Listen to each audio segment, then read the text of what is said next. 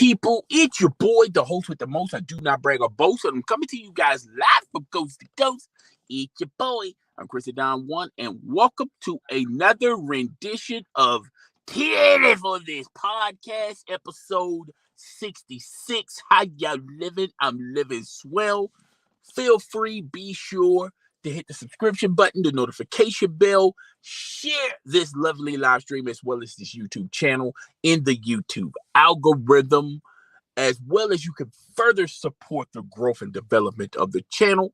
If you want to donate to your boy, Don Squad in the house, stand up, salute.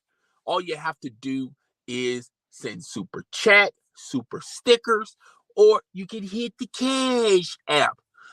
The link is in the description below for you to subscribe to my other many platforms in these social media streets, okay? As well as the Cash App link, okay? Now, feel free to also subscribe to me on Instagram. Tearly for This podcast. We need to get that platform banging, okay? I only got like a few people subscribe to me on Instagram. Be well aware and well informed that if you subscribe to me on Instagram, I may every once in a while do some live streams on Instagram as well. If you want for me to react or promote your product or your YouTube channel or your social media platform, OnlyFans, Twitch, whatever the case may be, all you have to do is DM me on Instagram. Subscribe to me on Instagram. DM me on Instagram and tell me a little bit about yourself. Send me some links or give me the channel name. Now, if you're under a paid subscription type of service like OnlyFans or Fansly, then you're gonna have to send me some sample pics, some sample video. Unless your paid subscription is, you're not asking a lot, I may just simply subscribe, or I may not. But I'm still gonna need some type of sample content so I can look at it and also check out your social media handles as well. All right, so got all that stuff out of the way. Oh, a quick to let you guys know, to fill you guys in. Tearly for This podcast will not be on next Saturday due to some scheduling difficulties. Your boy's going to be in another state, so unfortunately I'm not going to be able to upload another fabulous rendition of Too Early for This podcast. Now, I may do a light next week, maybe on Friday, something to tie you over until we get back to our regular scheduled program that's already in effect. You guys know that on Saturdays, that's where Too Early for This podcast is normally be hitting. To my graveyard shift crew, what up, people? What up? I know that you're listening and watching. Hopefully this will help you along the way until it's time for you to clock out for the day. To my early morning audience, welcome. Early in the morning, waking up, trying to start the day, okay? A cup of Joe, and sit back and kick it and enjoy the ride of Too Early for This podcast. Now, we got all that stuff out of the way. Please hit the like button when you're in or on your way out. If you want to comment, just comment galore, and I will post your comment on the live stream, okay? So without further ado, let's get into today's topics. We're going to be talking about Jada Pinkett Smith. She is exposed on a exclusive interview with the Today Show. Jada Pinkett Smith is coming out with a book. She's talking about several things. She's talking about Chris Rock. She's talking about Tupac. She's talking about a lot of stuff that happened in her life and as well as her marriage. We're going to tackle all that. I got the receipts for all of that, all right? As well as we're going to be talking about Tory Lanez. Some crazy news out there that Tory Lanez is going to be released on bond. I'm going like, huh? How that work? Okay. How in the hell does that work? But we all know those were rumors. There were false rumors. Everyone was jumping the gun to those. I just didn't see how that was going to realistically work. But in actuality, Tory Lanez is going to be released in the general population. We're going to be talking about that, as well as DJ Envy finally speaks about the the scam that him and his partner was running. Uh, quick reminder: is Gia Casey, not Gina Casey. A lot of you people got a little thin skin when I called her Gina, but it's Gia. Okay, so if you want me to, if you want me to say Gia instead of Gina, it's short for Gina anyway, folks. But that's neither here nor there. Well, anyway, we're going to be talking about that situation, as well as some other news to notes in the entertainment world, or what was talking about in the social media streets. All right. First and foremost, let's get into the show. Jada Pinkett Smith. All right. So Jada Pinkett Smith, have been making the rounds, particularly on social media, particularly doing interviews. She's pushing a book, by the way, and she's sort of like her memoirs, a bio into her life. Back in the day, I'm gonna tell y'all something. Jada Pinkett Smith, what was fine is I don't know what she was. She was a dime piece. Everybody was clamoring for Jada Pinkett Smith back in the day.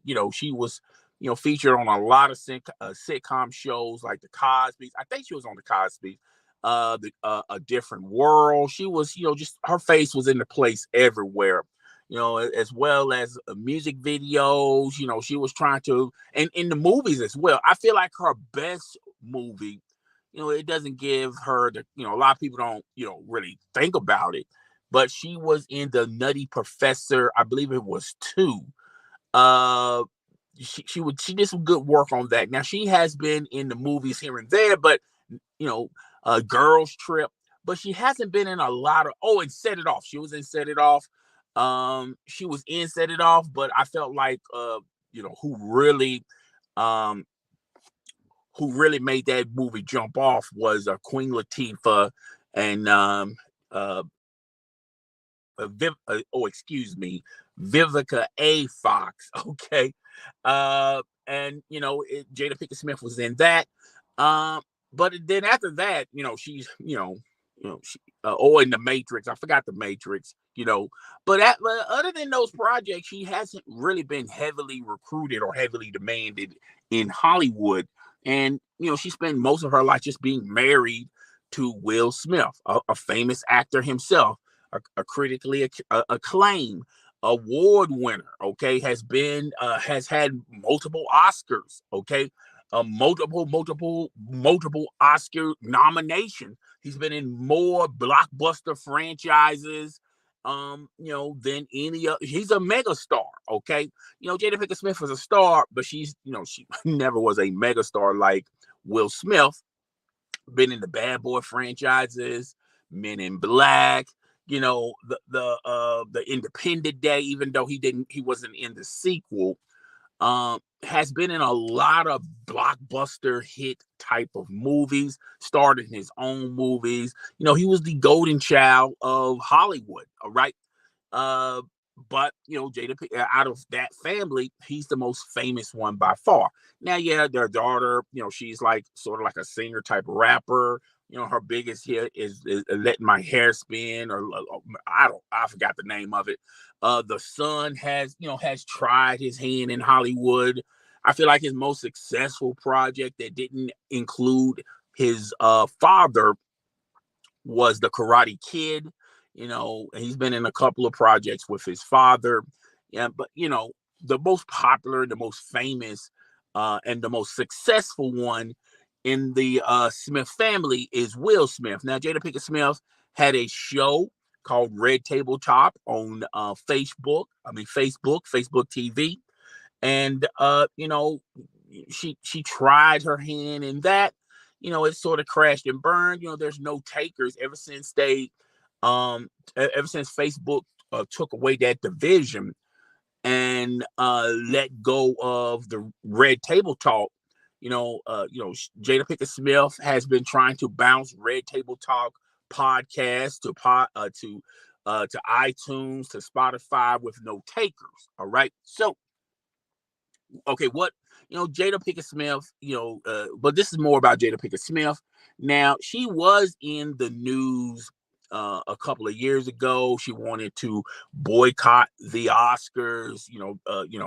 And her terminology was they don't really, the Oscars really don't enhance or promote Black excellence, Black entertainment, and she wanted to boycott the Oscars.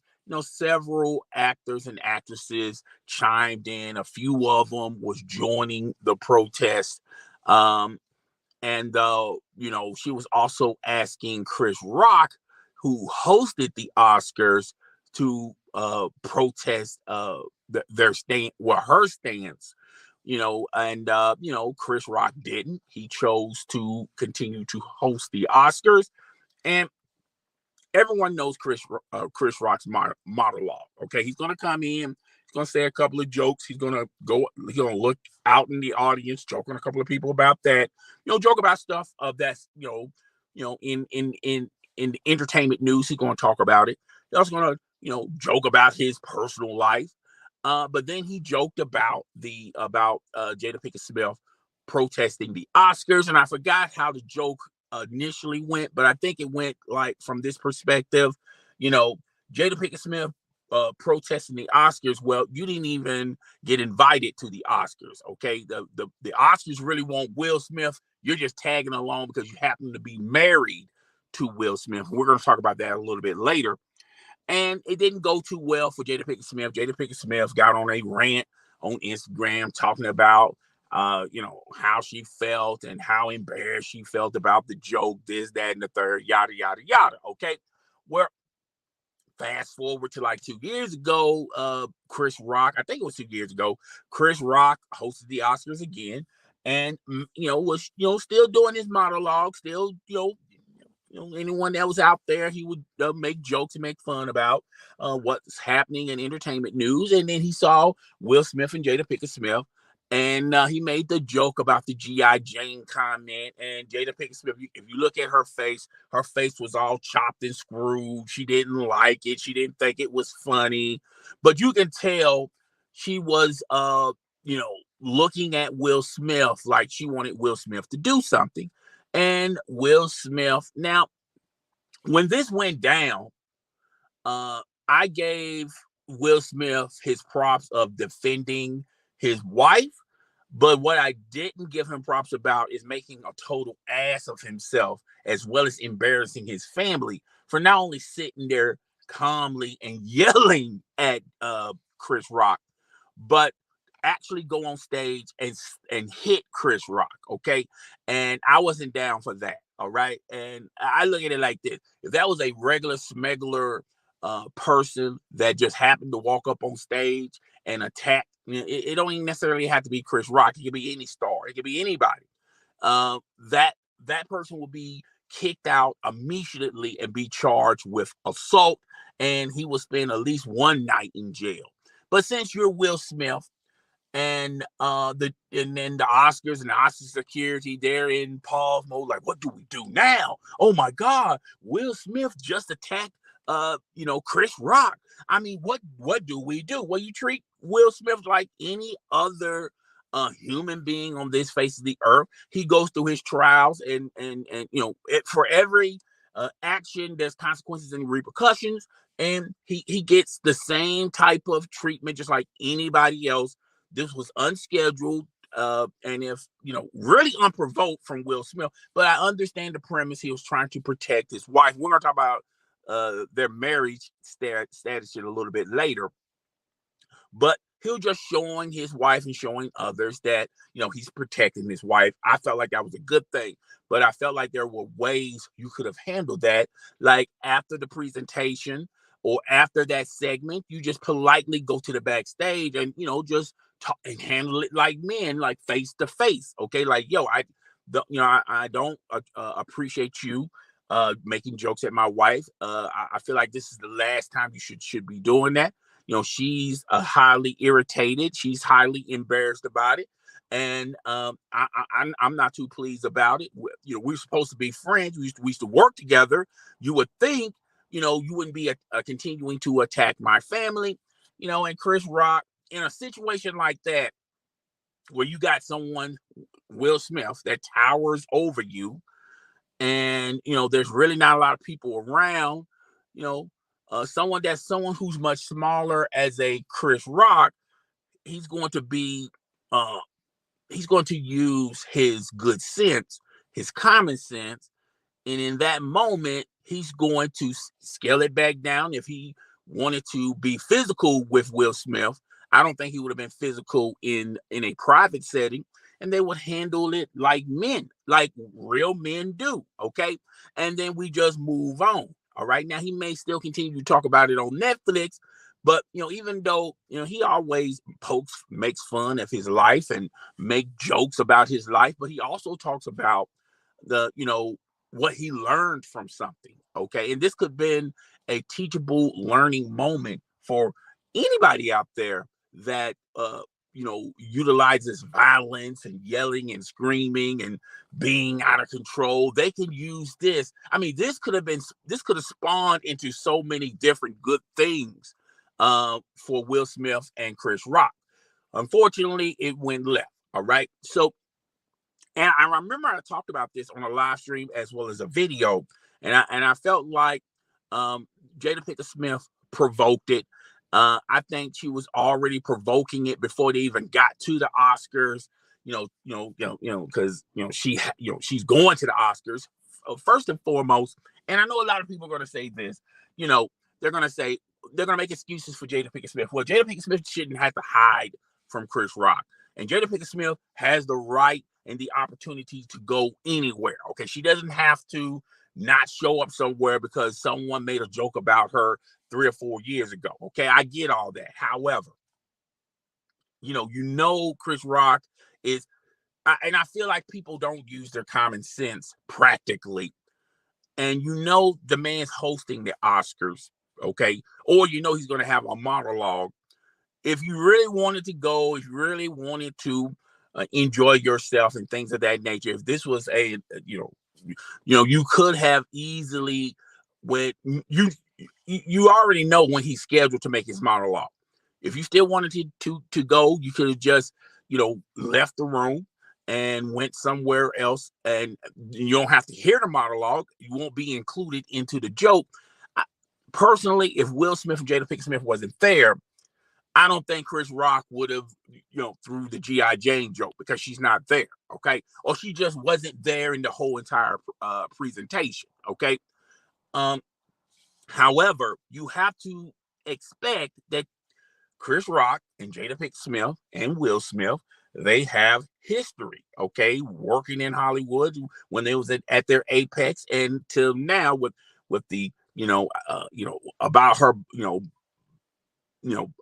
blocking the Oscars and things of that, banning the Oscars, or protesting the Oscars. That history exists. It's not going anywhere. It's not going to be erased from everyone's mind. Will Smith can't show that pen, put his shades on like he did in Men in Black, let everyone look at the pen and the bright light appears and everyone forgets. Okay, that's fantasy. Okay, that's not reality. All right, so you should expect when you go somewhere, first and foremost, you're going somewhere that not a lot of people in Hollywood respect you. And I'm not talking about Will Smith.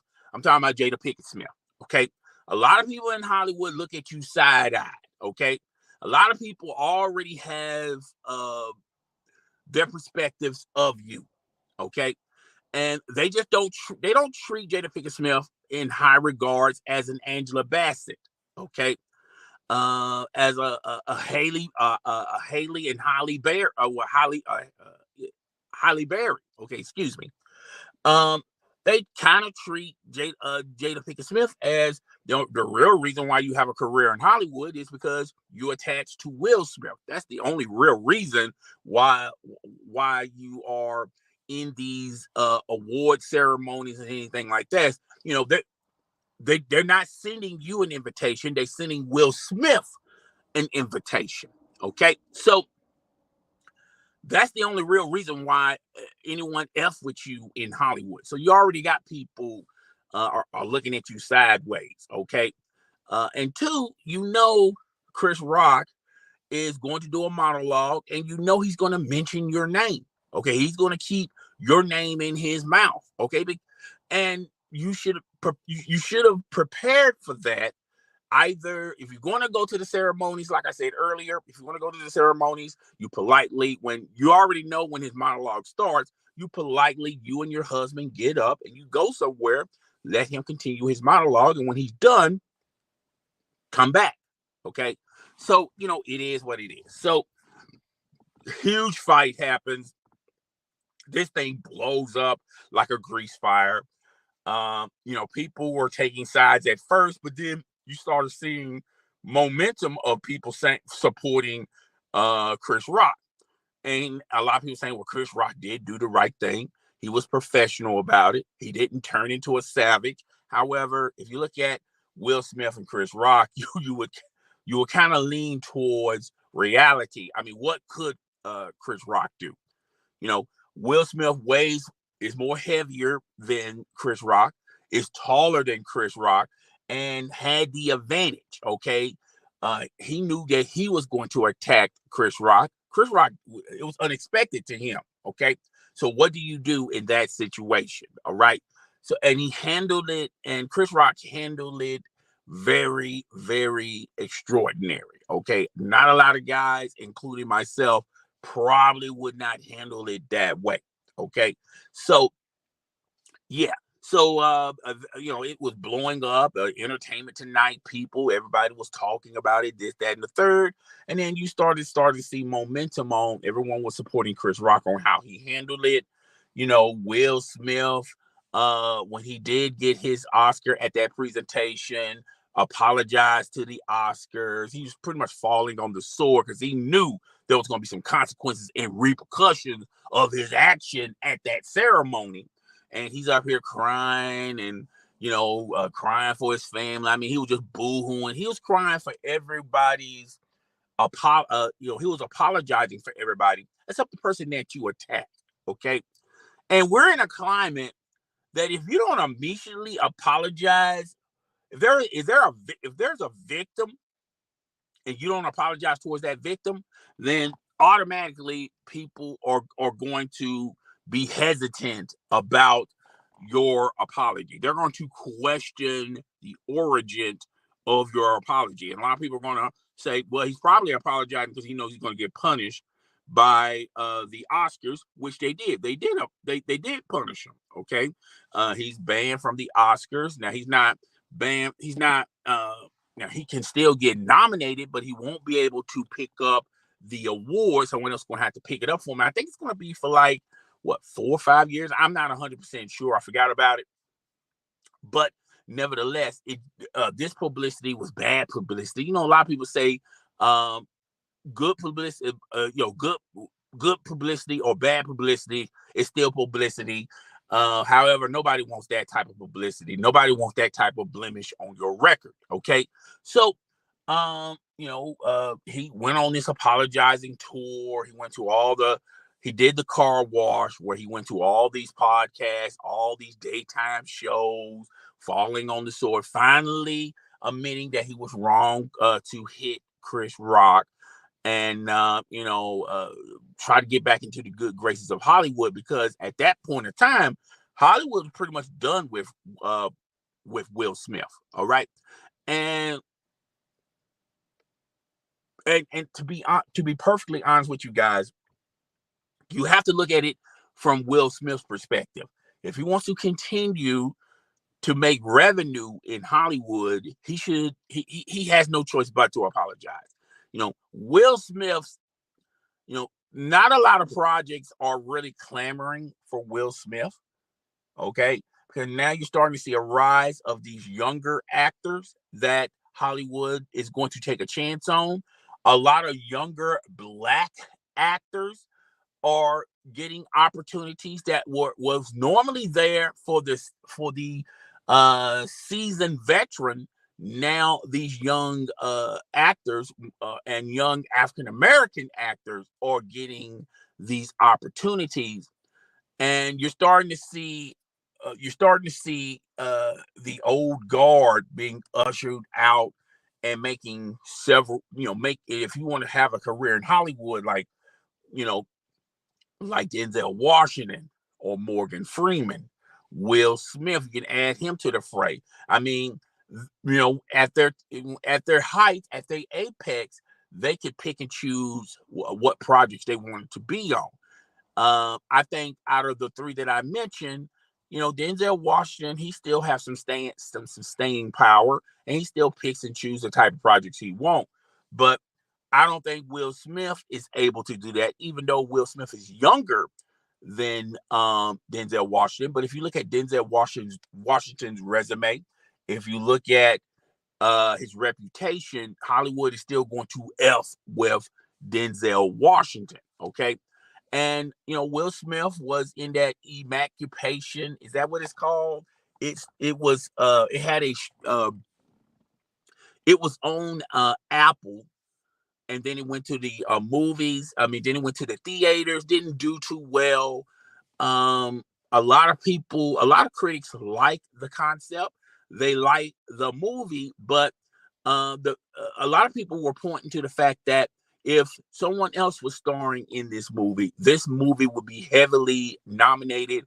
It would be very successful in the movie theaters, but it was Will Smith there. Okay.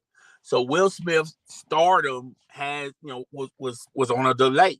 Not a lot of people really wanted to F with Will Smith, after that incident. So out of all the people who affected, when you look at Jada Pinkett Smith, Will Smith, and Chris Rock, Will Smith took the blunt of the fall. Okay, Chris Rock was not going to receive any type of criticism because he handled it extraordinary. He handled it like real men handle things.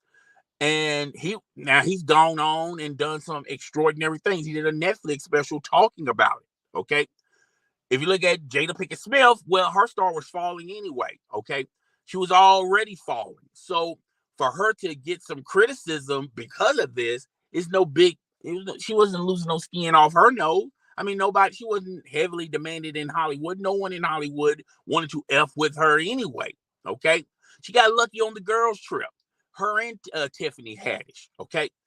That was the most recent project Jada Pinkett Smith was on. I think the real reason why she was on that project is because the director, Queen Latifah, there were some people that still was in Jada Pinkett Smith's corner that wanted her to be in that movie. Okay. But Hollywood, she was not heavily demanded to be in that project, but that's neither here nor there. Okay. Maybe Steve Harvey put in a couple of calls. Okay. But I don't think those same people are supporting Jada Pinkett Smith now. I think she's one of these actresses that was in Hollywood that nobody wants to do work with, like Lindsay Lohan. Everyone remember Lindsay Lohan. She was highly recruited, highly demanded, but because of her ego, because of her attitude, because of some bad choices she did in life, nobody wants to mess with Lindsay Lohan in Hollywood. Okay, she was the darling. No more. Okay, and the same thing is happening to Jada Pinkett Smith. Okay, so for anyone out there that sits up there and say, "Well, this is what they do to all our precious African American actors and actresses when they don't want to get down with the program and yada yada yada and haba haba haba, and we should support these actors and actresses because Hollywood's not, because they're black and this, that, and the third." Hollywood does this for everybody, but there's only a few people that rebound from what Hollywood, if you want to call it Hollywood punishment. The most recent one I can think of was an individual that was heavily demanded. Everyone wanted him in his projects, but due to his drug and alcohol situation, due to some bad choices he did on and off the set, Hollywood abandoned him until he got an opportunity. And that person, a lot of people don't talk about it, is Robert Downey Jr. Robert Downey Jr. is, you can't sit up there and say Robert Downey Jr. is a minority. He's black and this, that, and the third. Robert Downey Jr. went through the rigors of Hollywood. Hollywood did not want to F with Robert Downey Jr. because of his situations. Okay. And when he got an opportunity to clean up his image, clean up himself, Marvel came in and offered him a role as being Tony Stark's and Iron Man, and the rest, they say, is history. Now he's making a career in Hollywood. Okay, I now the Dr. Dolittle thing, that was, I mean, I didn't think that project helped him, but his star is still shining. Okay, he's still heavily demanded, and he's, changing things about his life. What, stuff that he was welcoming in when he was young, he's no longer that person no more. So there's always an opportunity to rebound from a bad situation. Okay, so, and Jada Pinkett Smith, maybe, she wises up, but it doesn't look like she's wising up now, because now she comes out with this tell-all book. We got 3 people in the building. Can you do your boy a favor? Can you do your boy a solid? Hit the like button. You can also comment. I will read your comments after this Jada Pinkett Smith story. So Jada Pinkett Smith is, like I said, she's doing a lot of these daytime shows and podcasts and basically promoting a book. And in this book, she was giving us receipts. And first and foremost, I've heard a lot of people say, well, we'll talk about that. We'll talk about it a little bit later. Okay, so let's talk about this book. All right. So in this book, she was talking about old stuff to me personally, because I've already heard these stories. I already know why that situation happened. She wasn't really in this memoir. It was not like some stuff in this book where we go, oh, I did not know that about Jada Pinkett Smith. Oh, I didn't know that about their marriage. Oh, I didn't know that about how she felt about Tupac. Oh, I didn't know about that situation. Oh, I didn't know about that situation. Okay. All of these stories are well publicized, well documented. The only reason why these stories wasn't approved, because of the Smiths. Will Smith refused to talk about it. Jada Pinkett Smith refused to talk about it. The children refused to talk about it. Now, when you're desperate and you look at the room and you check out the temperature of the room, okay, Hollywood don't want to fuck with you no more. There's no prestigious actors or up and coming actors or writers or directors or actresses. Nobody is asking for you to be in their projects. Okay. So no one in Hollywood, today's Hollywood, wants to fuck with Jada Pinkett Smith. Okay. She's a cancer. All right.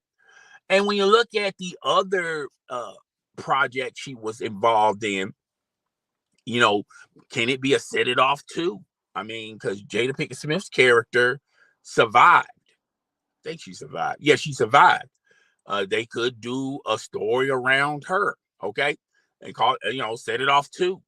But that franchise wasn't a very franchise. That movie wasn't it was a cult classic, but it wasn't a profitable movie. It's not a movie that everyone's demanding that they do a sequel on and this, that, and the third. Plus, if they do another set it off, it's gonna be recast with younger actresses. Okay. But no one's not interested in that. And when you look at the Matrix franchise, that franchise is dead. Keanu Reeves is not no longer wants to do it. I'm about to say Morgan Freeman. I had his name in my head, but I forgot his name that fast. Oh my God. Shoot. I forgot his name. His name will come to me. But he's not into that stuff no more. I mean, a lot of those actors and actresses that Lawrence Fishburne. Okay. Fishburne. So, the core actors and actresses, they're not interested in doing a sequel. They already concluded that franchise. And now that franchise is put to the wayside. Okay, so where is Jada Pinkett Smith is going to go? Okay, so a lot of her relationships with a lot of actors and actresses that are still working in Hollywood, they're not recommending her for their next project. So as far as an actress goes, those bridges are burned. Okay, when you look at TV, TV has been itching for new content, itching for new series. It's always a new show that starts every fall. Well, no one's interested in Jada Pinkett Smith from that perspective, okay? And when you look at her as a musician, yeah, she, was in a rock band, but she was just doing it for, shits and giggles. But, you know, she didn't make a career in music, okay? Um, and this red table talk, a lot of women talked about it on Facebook TV. A lot of people did reactions and things of that nature. But what happened to that premise? Okay, when Facebook uh, got rid of that division, okay, where's the Spotify deal? Where's the iTunes deal? Okay, what about YouTube? You could just do Red Table Talk on YouTube. Okay, I don't know if they have a YouTube channel, but it's not drawing in numbers like it used to on Facebook. And it's not like, and on Red Table Talk, she was basically talking about her life and the life and times of Jada Pinkett Smith. Jada Pinkett Smith doesn't even really have an interesting life other than the August Alsina thing, where that entanglement thing. But when that shit died, what else she was going to talk about? Okay.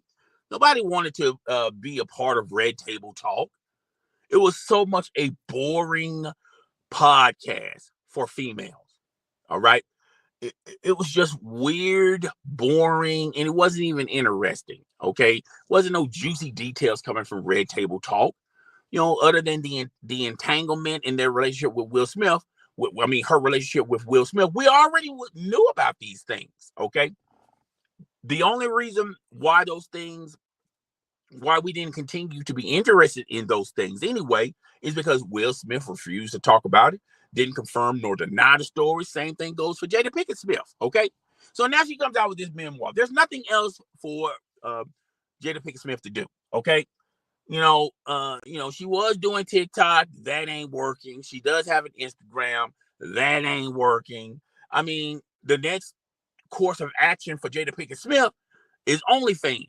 And if she does OnlyFans or Fansly, then she's totally against, she made an argument against these opportunities for women. Now she's a part of these opportunities. So that's going to really make her look bad. But, when you're at your lowest, you'll probably do things that you no longer liked or wanted to promote about. But anyway, where else can Jada Pinkett Smith go? All right. The only way up is not up, but down. And she's doing this memoir. And in this memoir, she pretty much confirmed a lot of stories we already knew about. Okay. First and foremost, let's talk about her marriage with Will Smith. That's an type of moment. You got all these people on social media, on Instagram and the blogs going like, I told y'all, I told you there was something weird about their relationship. I told y'all they were probably already separated.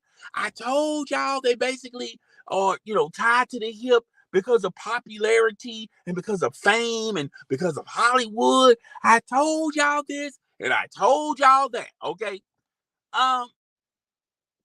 Who after hearing that was speechless? Or who after hearing that was going, I did not know that about them.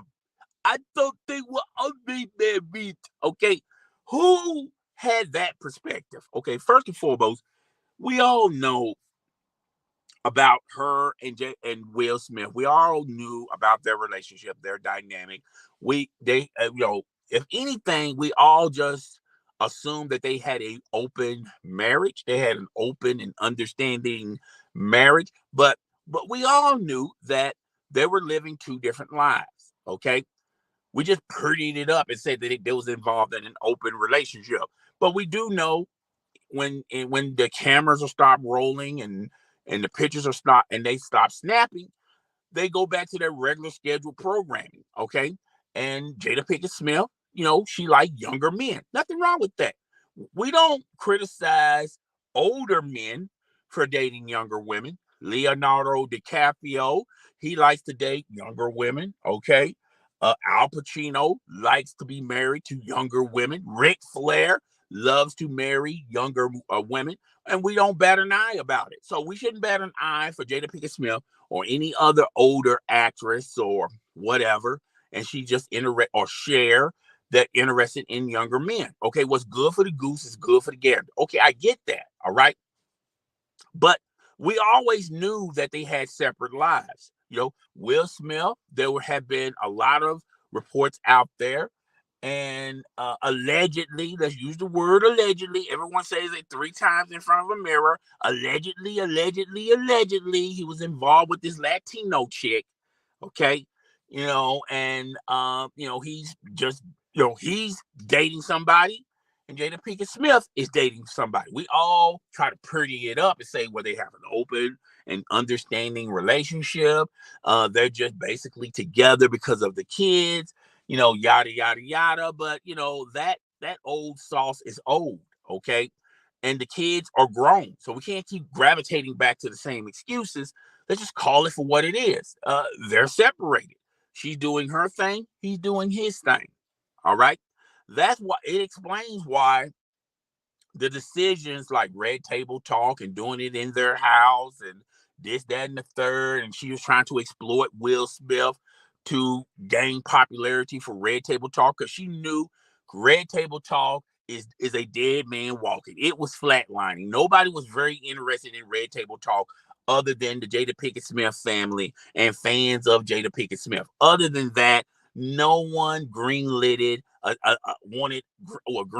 another season of Red Table Talk. That kind of explains why, how bad and how desperate Amazon and Apple and Netflix and Hulu, how desperate they were about releasing new content, particularly with the writer strike, particularly with the actor strike, and the actor strike is still going on, and not a lot of projects are being developed because of the strikes. You would think this would be a perfect opportunity, a timely opportunity for Jada Pinkett Smith to come into the fold and do Red Table Talk on any of those streaming services, but no one came a knocking. So it was already a dead man on arrival with Red Table Talk. So what other choices Jada Pinkett Smith had to go to still be popular and to still make a couple of coins? Well, let's do this memoir book, and we'll just talk about my stories in this memoir. That the majority of these stories, 99.9% of these stories, we already knew about. So for all the people out there that was surprised that they've been separated, now she just basically confirmed what we already knew. All right, and she basically said in this interview that her and Will Smith has been separated for 7 years. All right. And now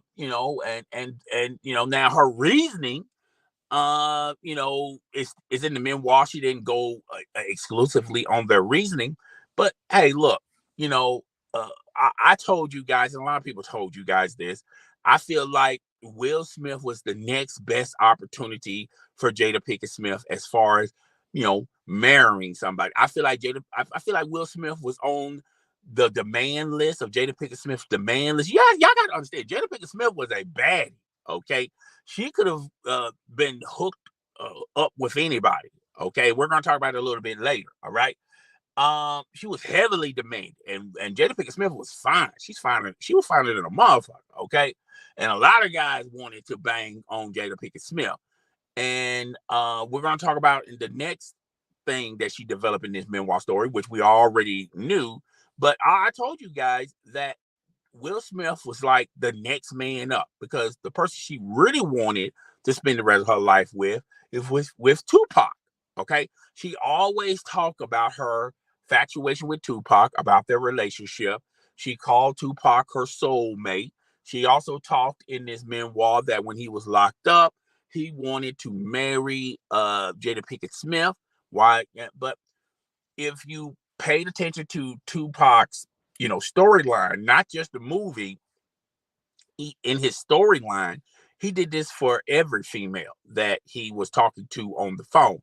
And when you're locked up and you're looking at your future, and there's a possibility in this future that you're going to spend a lot of time for a crime that you still saying that you did not commit. Now, luckily, if you want to call this luck, he had an opportunity to sign with Death Row. Suge Knight got him out of that situation. In return, he was going to be an artist for Death Row Records.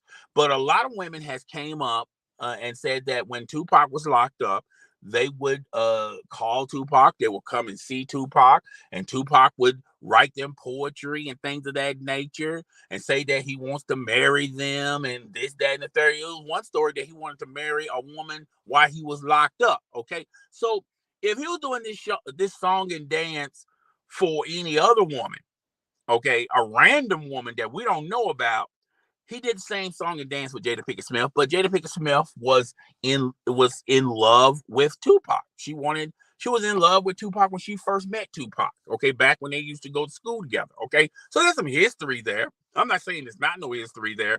I'm just saying Tupac did this song and dance, and God rest his soul to Tupac Shakur. Hope they find the actual murder, or hopefully they find out what actually happened. But at the same time, Tupac did this song and dance with other women, and women have been on Vlad TV talking about it. Women have done podcasts and books of their own. They talked about it. Okay, how they had a kinship with Tupac. One girl said that he was recruiting women for Tupac. That's how much love she had for Tupac. She was out and about recruiting women to come see Tupac. Okay, so we've all heard those stories. Now, if this is something new, then I'm sorry. You just in the slow lane in traffic. Okay, just turn to the fast lane and get familiar with this timeline. Okay, so we'll move on.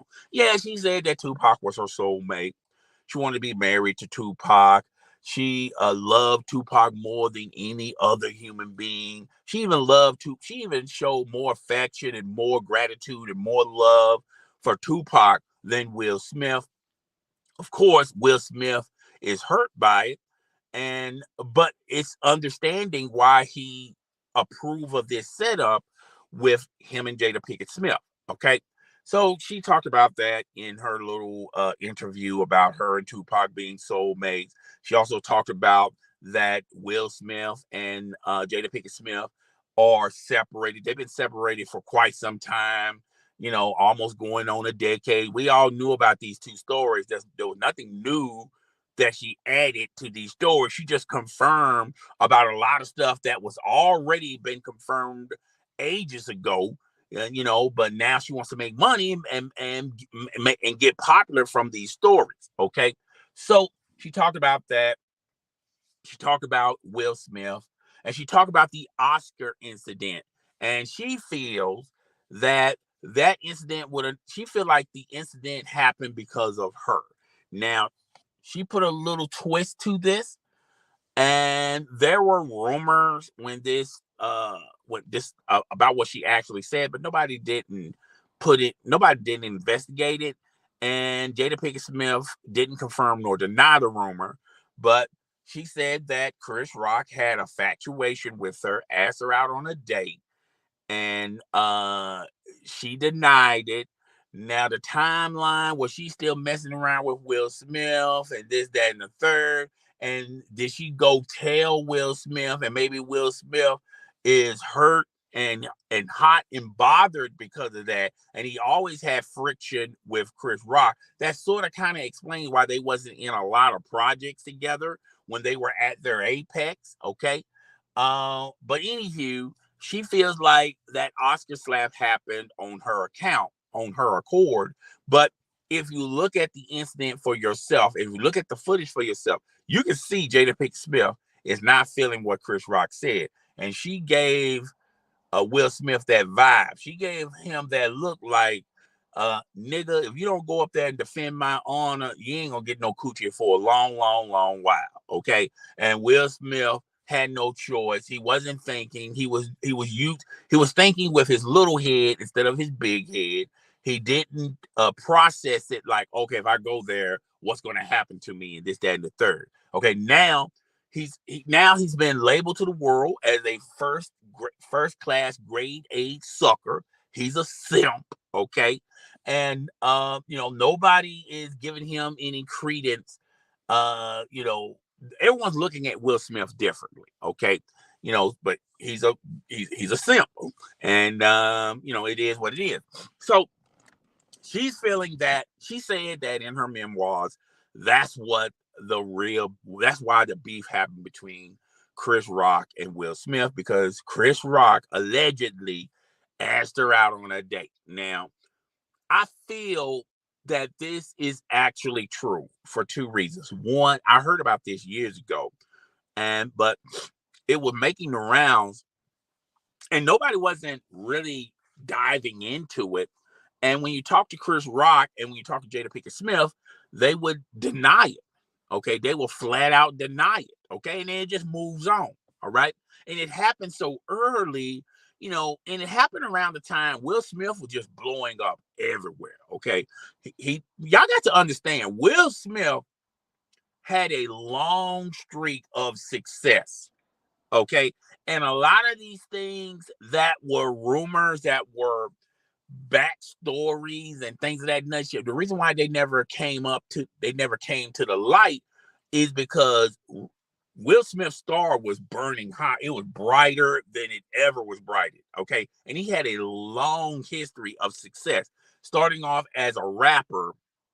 Will Smith and Jazzy Jeff, they had a string of hits. Then he became he was in the Fresh Prince of Bel Air. That was a Quincy Jones project. Then he did Independence Day. And along the way, when he did Independence Day, he did some other movies. I forgot the name of a lot of them movies, but I can still see them registered in my head. Then he was part of. There was an opportunity. Now I don't know how. Anyway, let's not talk about that. So yeah, he did. He did Independence Day, Men in Black, Bad Boys. Those were all successful franchises. Enemy of the State. Okay, I Am Legend, The Wild Wild West. He did a lot. He had a long streak, a long timeline of building his reputation, building his image, and becoming one of the highest demanding grossing stars of Hollywood that was recently eclipsed by The Rock. Okay, it just recently been eclipsed by The Rock. It was like a couple of years ago. But before The Rock eclipsed that, Will Smith was the cash cow. Okay, he was the media darling. Okay, so you had all these strings of pursuit of happiness. This man, Will Smith, had range. He could be in a comedy. He can be in a drama. He can be in an action film. He can do TV shows. This man was a musical artist. He was a rapper. He was a fashion model. This man was in everything. Okay, when you turn on your TV, the likelihood that you didn't see Will Smith will be astonishing. Okay, Will Smith was his face was in the place everywhere, and while he was rising to the top, look at Jada Pinkett Smith. Look at the direction she went. Okay, yeah, she was on A Different World. She did a couple of projects here and there. She did Set It Off. Set It Off didn't do the numbers that everyone thought it could have done. She was in The Nutty Professor. She was she was just here and there in spurts, and her star was declining every year. There was little to less interest in someone wanting Jada Pinkett Smith to star in a role or to star in a project. Okay, so Jada Pinkett Smith became the black sheep of the family. If you look at everyone else in that family, everyone had longer success in that family than Jada Pinkett Smith. If you look at her daughter has longer success than Jada Pinkett Smith, career-wise. Okay, look at their son, the same, and you already know about Will Smith. So everybody in their family, they're eating. They can survive on their own. They're eating. And you look at Jada Pinkett Smith, she's sort of the black sheep of the family. Nobody really is not feeling Jada Pinkett Smith that way. There was a moment in time when Jada Pinkett Smith was at her finest, when she was fine as a mother. She was finer than the diamonds of the dime pieces. And she was heavily recruited and demanding. Okay. But that's ages ago. Okay. The only thing associates Jada Pinkett Smith now is the slap heard around the world with Will Smith and Chris Rock, and her infatuation and her undying love for Tupac. That's pretty much it about Jada Pinkett Smith. Oh, and entanglement. I mean, that made a round. That lasted longer than 2 cups of coffee. Okay, so yeah, so you got all that stuff, and now she's coming out with this memoir. She briefly talked about her marriage. I think she's going to put some insight in the memoirs about her marriage and about her situation with Will Smith, as well as Tupac. She talked about Tupac. I'm pretty sure Tupac is going to be in a lot of chapters in her memoir. And she talked about the Oscar slap. She feels like it's all because of Chris Rock asked her out on a date and Will Smith didn't like it. But it makes you wonder, how did Will Smith know that Chris Rock asked her out on her Jada Pinkett Smith out on a date?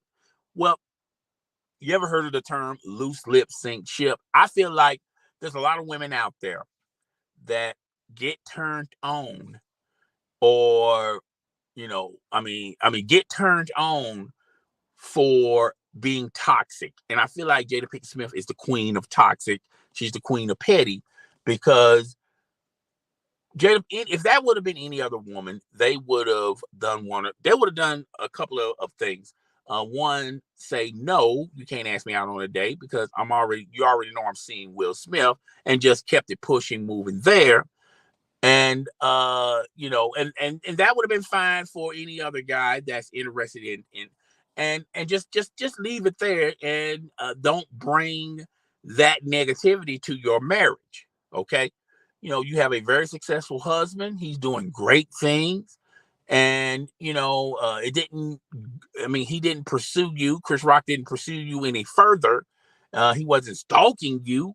And there's some things that you can just keep to yourself. But when you have no life and no one's really interested in you, okay, what else can you gravitate to? And I think this is one of the reasons why she doesn't really have uh, a career in Hollywood, because maybe she's one of these type of women.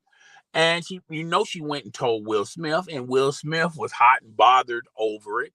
And the only reason why she told Will Smith that is because she wanted Will Smith to react like Tupac would have reacted. Like, if you would have run game on Tupac's girlfriend, you think Tupac just gonna just sit there and just let bygones be bygones? Hell no. Tupac is gonna confront you, argue with you, maybe assault you. Okay. And she likes that type of bad boy image. You can just feel her vibe. She wants to be around a bad boy. Okay. She's like Nicki Minaj. Nicki Minaj is the most successful rapper personality in social media. And who she got a baby with?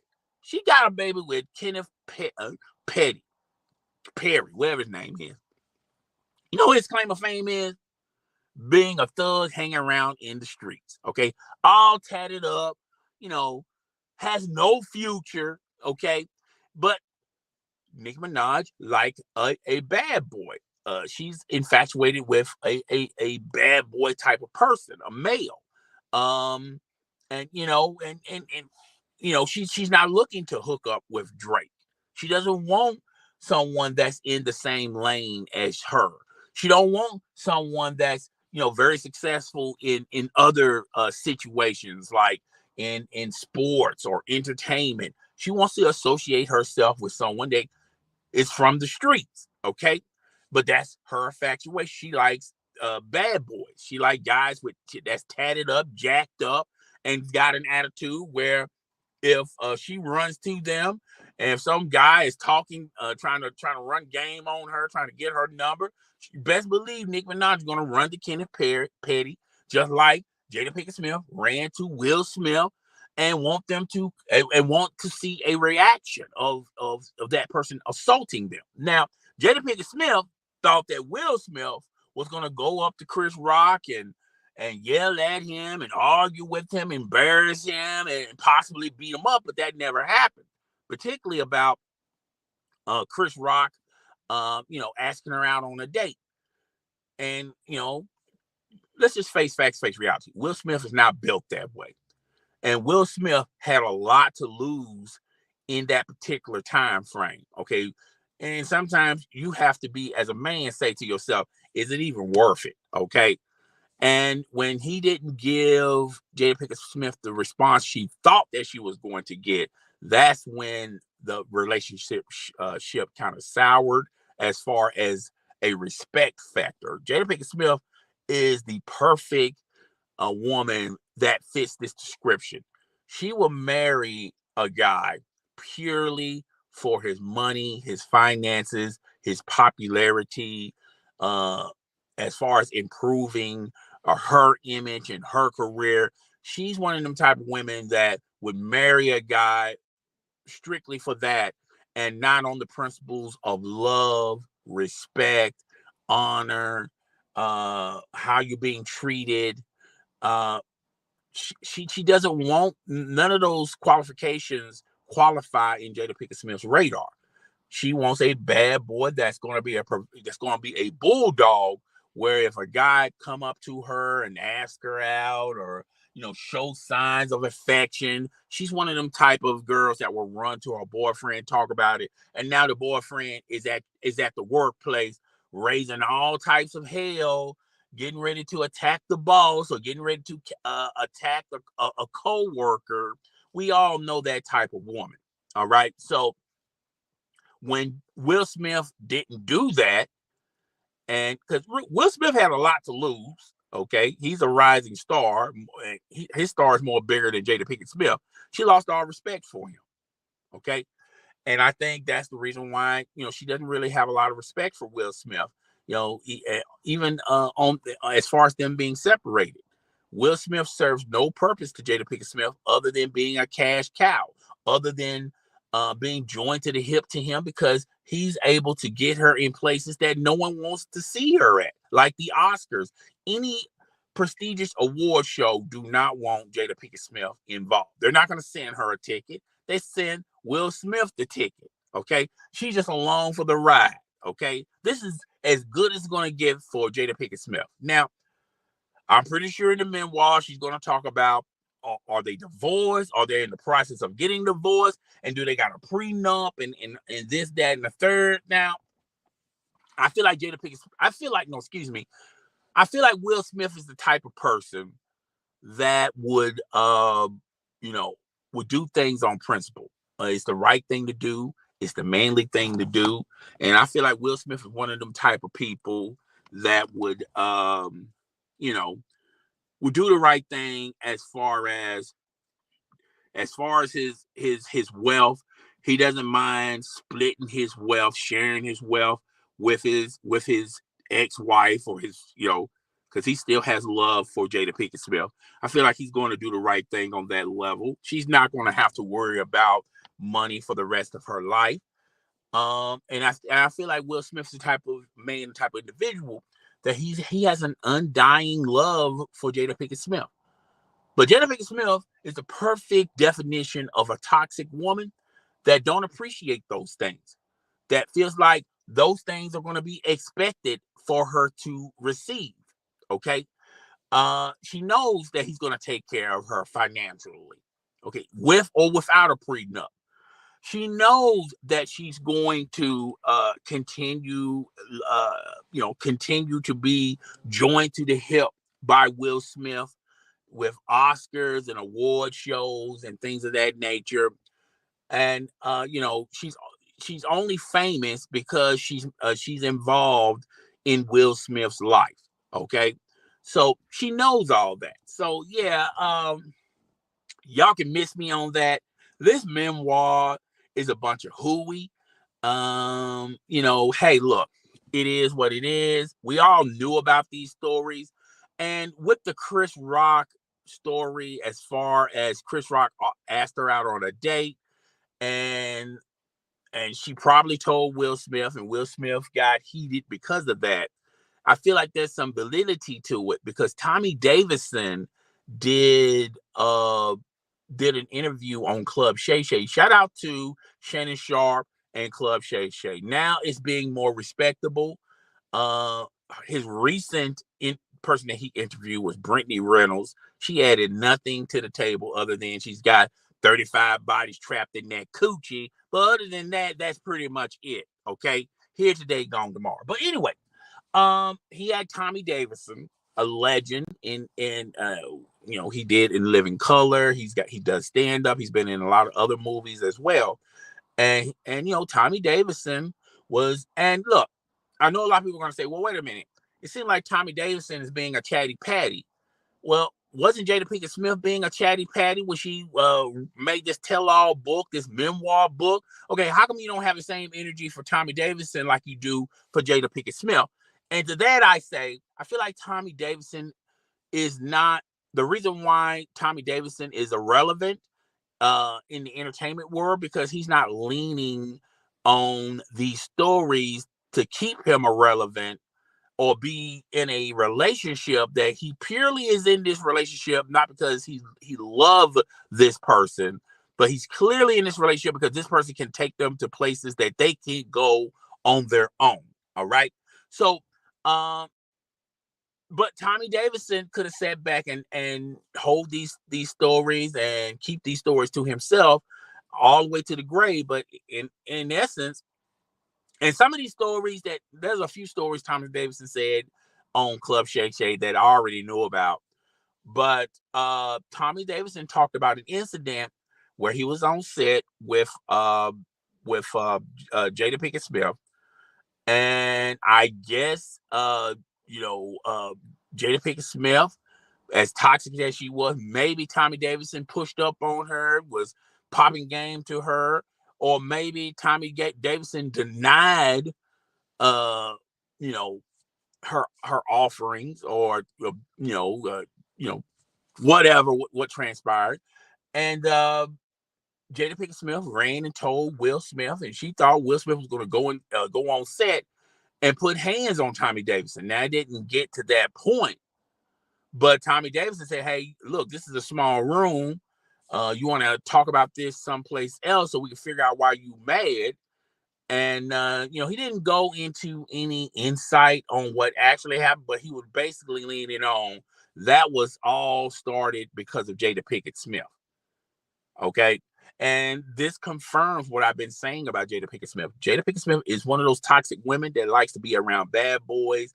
And nothing wrong with a man having tattoos or, I'm just giving you an image. Jada Pinkett Smith wants a guy who has been in prison, in and out, who's tatted up, jacked up, and is more like a bodyguard to her, or more like a bulldog that she could just sick people on, sick them, and that turns her on. She's attracted by that type of drama. All right, and she's proving it every day. And with this memoir, she's totally proving it. So that's all I got with that story. We're going to go into another story. But before we go into that story, let's take a commercial break. All right, holds up. Wait a minute. You know what I don't understand? I'm going to talk about it right now. I get the views. I get a lot of them. But I don't get the likes. Like, if you spend that much time to watch the video and then you don't hit the like button, what's going on? Come on now. Pull yourself together. If you're going to watch it, like it. Get busy. You got things to do. Hit that button. You know what I don't understand? Okay. Back and full effect with your boy. As always, hit the subscription button, Share this content with your friends, family, as well as your followers. Make sure the notification bell is select to all. If you want to further support this channel, hit the Cash App, Super Chat, and Super Stickers are very well appreciative. All right. With that being said, let's get into to the next topic of this live stream. We're going to be talking about Tory Lanez. Okay. First and foremost, let's go with the noise that was transpiring on social media. So I feel like this went down Tuesday. People were talking about the possibility of Tory Lanez being released on bond. And I'm thinking how that's going to happen because he's already been convicted and he's already in prison. And maybe people are leaving important details out or just don't know what they're talking about. I chose people didn't know what the hell they were talking about. But legally, I just don't see how that would have happened. How it would have, he would have been free. He's a free man, okay? But when the other shoe dropped, Tory Lanez has been released. Has been released in general population. Now, he was in protective custody and he's been, pretty much telling the warden there that he wants to be out in general population. Now, a lot of prisoners would prefer PC. They would prefer to be in protective custody for the rest of their bid. And I feel like Tory Lanez, why he chose otherwise, he wants to be released in general population, is because of two things. Well, three things. He's probably going to be well protected by some organization that's going to protect Tory Lanez. They have already been paid and assured him he's not going to get shanked or anything like that. They're going to take care of him. Okay. Two, Tory Lanez is probably the type of individual that saying that protective custody is not enough for him. You know, he likes to be in the room full of people that knows him, that he can have conversations with. Maybe he's bored in protective custody. Okay. And three, he probably checked the temperature of the room. Maybe a guard or the warden eased his fears aside, saying that, hey, look, if you keep your head down, you can do your whole bid, and you don't have to deal with a lot of problems. Okay, and not a lot of people pushing up on him, or maybe the warden assured him that the guards are going to be watching him 24/7, monitoring him, making sure nobody get close to him, and he gets a stab, he gets shanked. Because let's face reality, okay? You're in a prison and 100%, 110% of the population gender is male.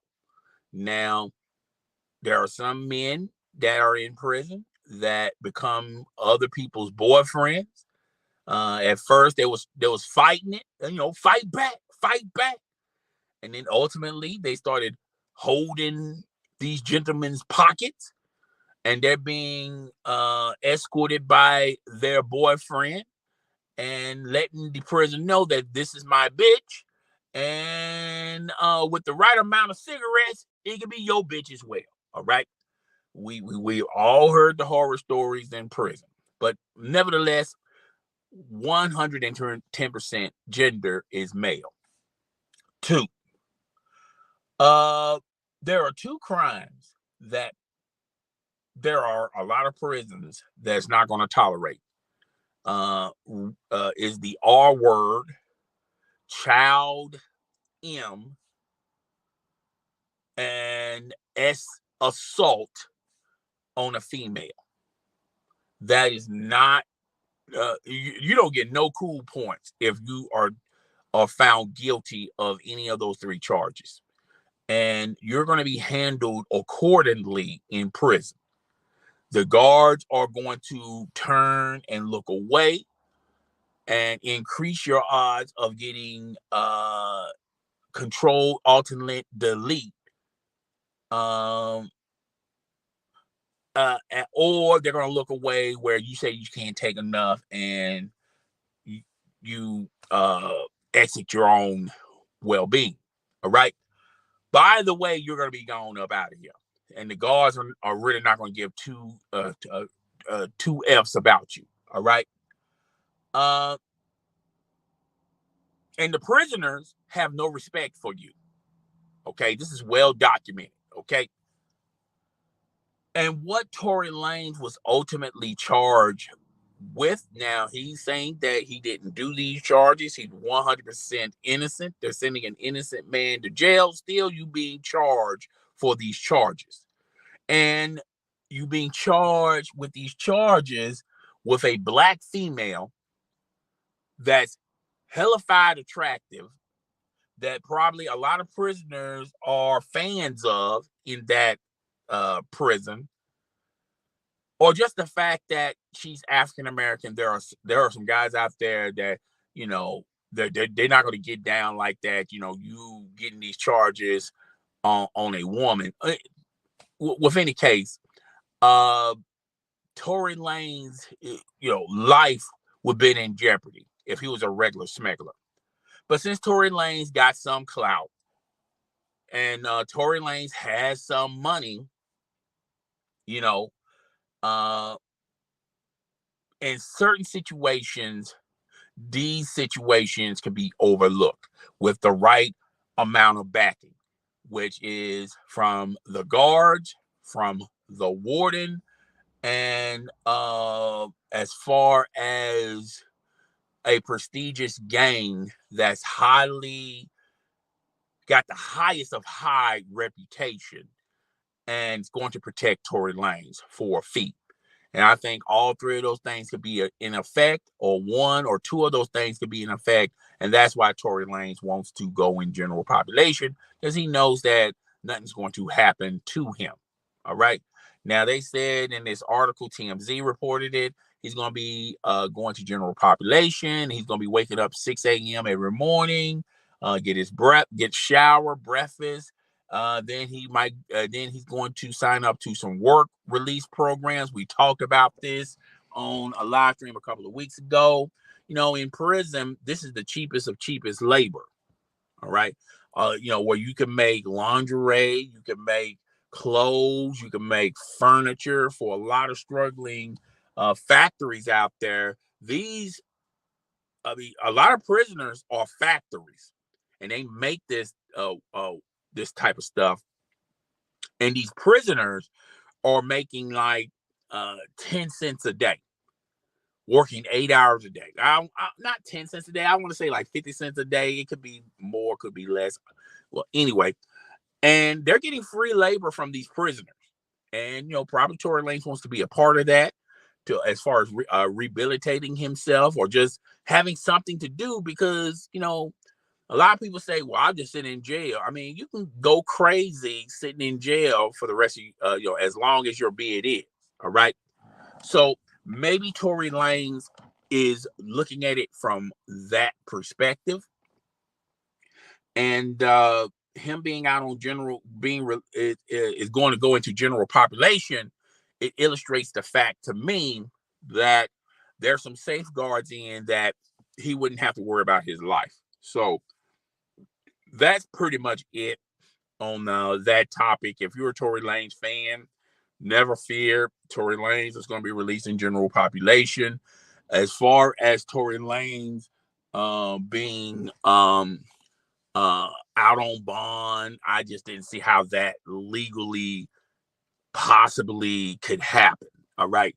So I don't know why people on social media was spewing all that crap, but Tory Lanez ain't going nowhere. If anything, and I said this in a live stream, as well as on a video, I said to the fact of Tory Lanez, there's a possibility Tory Lanez could be released on good behavior or overpopulation at that prison, and he might get an opportunity to be released on that, and he might be released early, but how early, I don't know.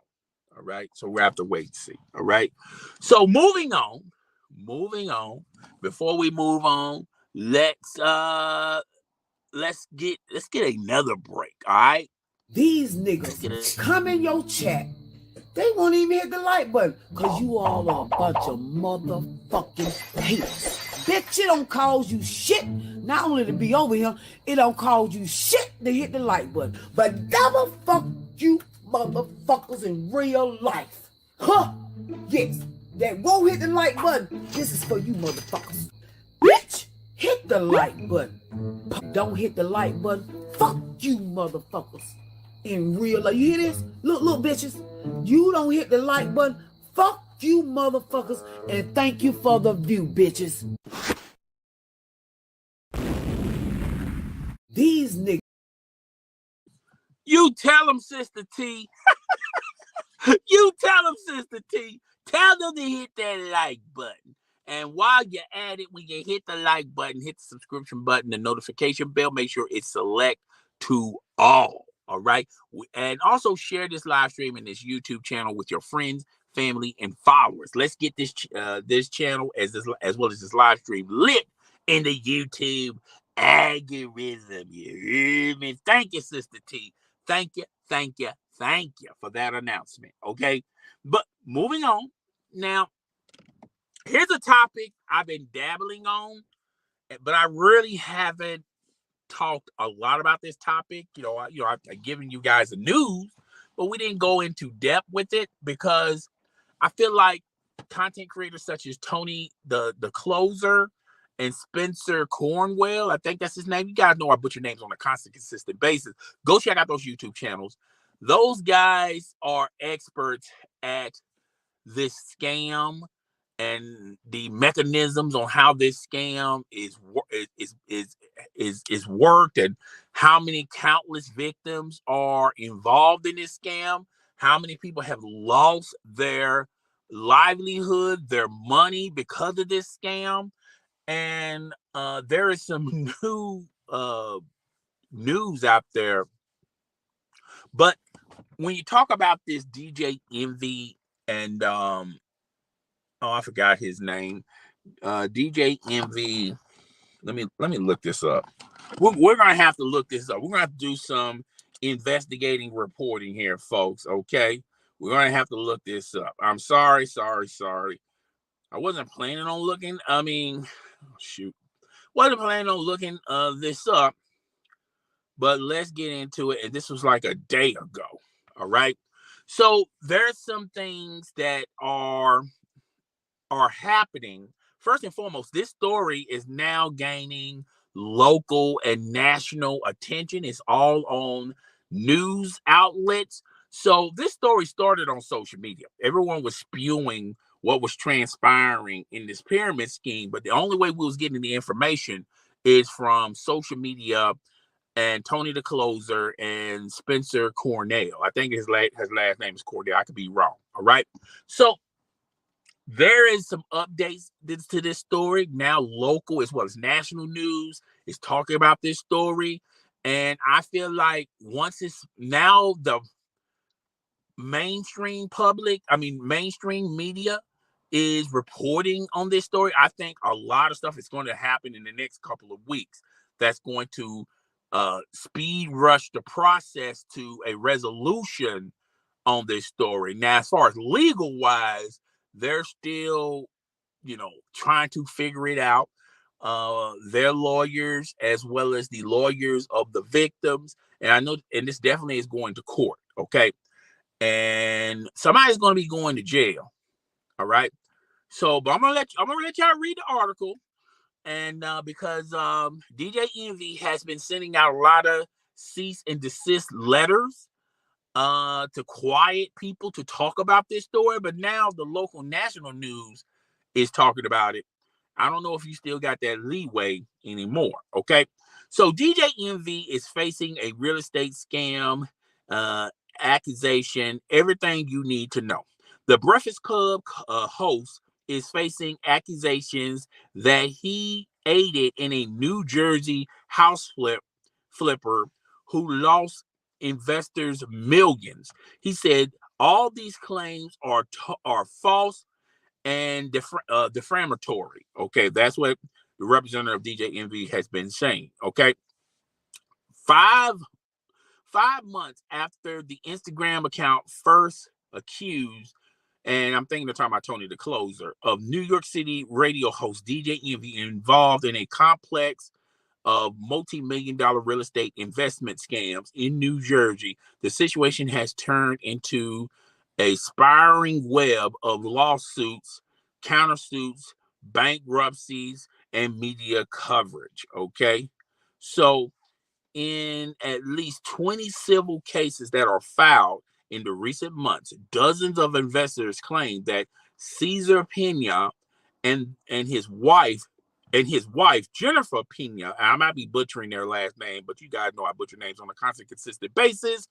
The New Jersey developer with the famous friend ripping them off. They're talking about DJ Envy, either through failed house flips and stale apartment development projects or startups. They said they would empower small investors in real estate. Okay. Many of these lawsuits include one filed by the music industry veteran Anthony Martinez or Martini. I could be pronouncing his name wrong too. Named um, DJ Envy and his co-defender, citing close ties to Pena. They claim Envy helped to promote this alleged scam, including in recent appearances on The Breakfast Club, as well as his Instagram page. I mean, he was heavily promoted by DJ Envy. There's no right or wrong about that. And his nationally syndicated hip hop radio show. One case said Envy added and abetted the fun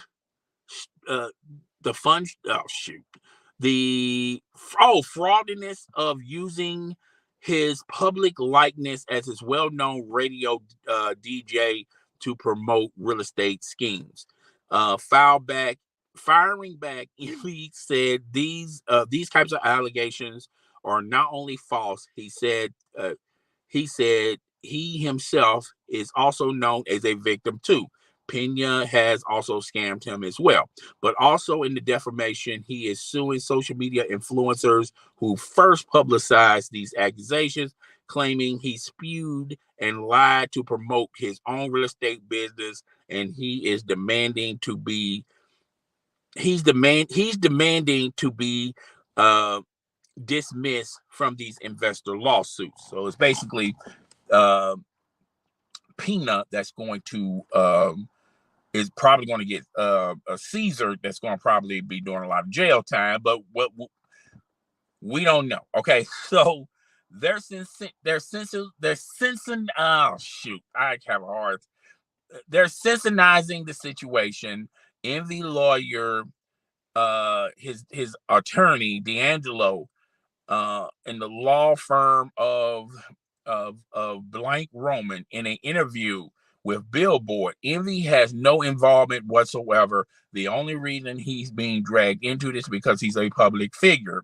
How did we get here? What exactly are the accusations? What comes next? Here's everything you need to know. And they go into Cesar Pena. Pena had a long pitch. He's long pitched himself as a real estate guru, frequently posting his work to star-studded Instagram pages, featured shots of Pena with Snoop Dogg, 50 Cent, Post Malone, Meek Mills on his website, saying he said he be rehabilitating, flipping homes in the Garden State over a decade. He claimed he owned over 1,000 rental properties in New York alone. Okay. And I'm not going to go into the rest of that story, but if you don't know, now you know. And here we are with it today. All right. So,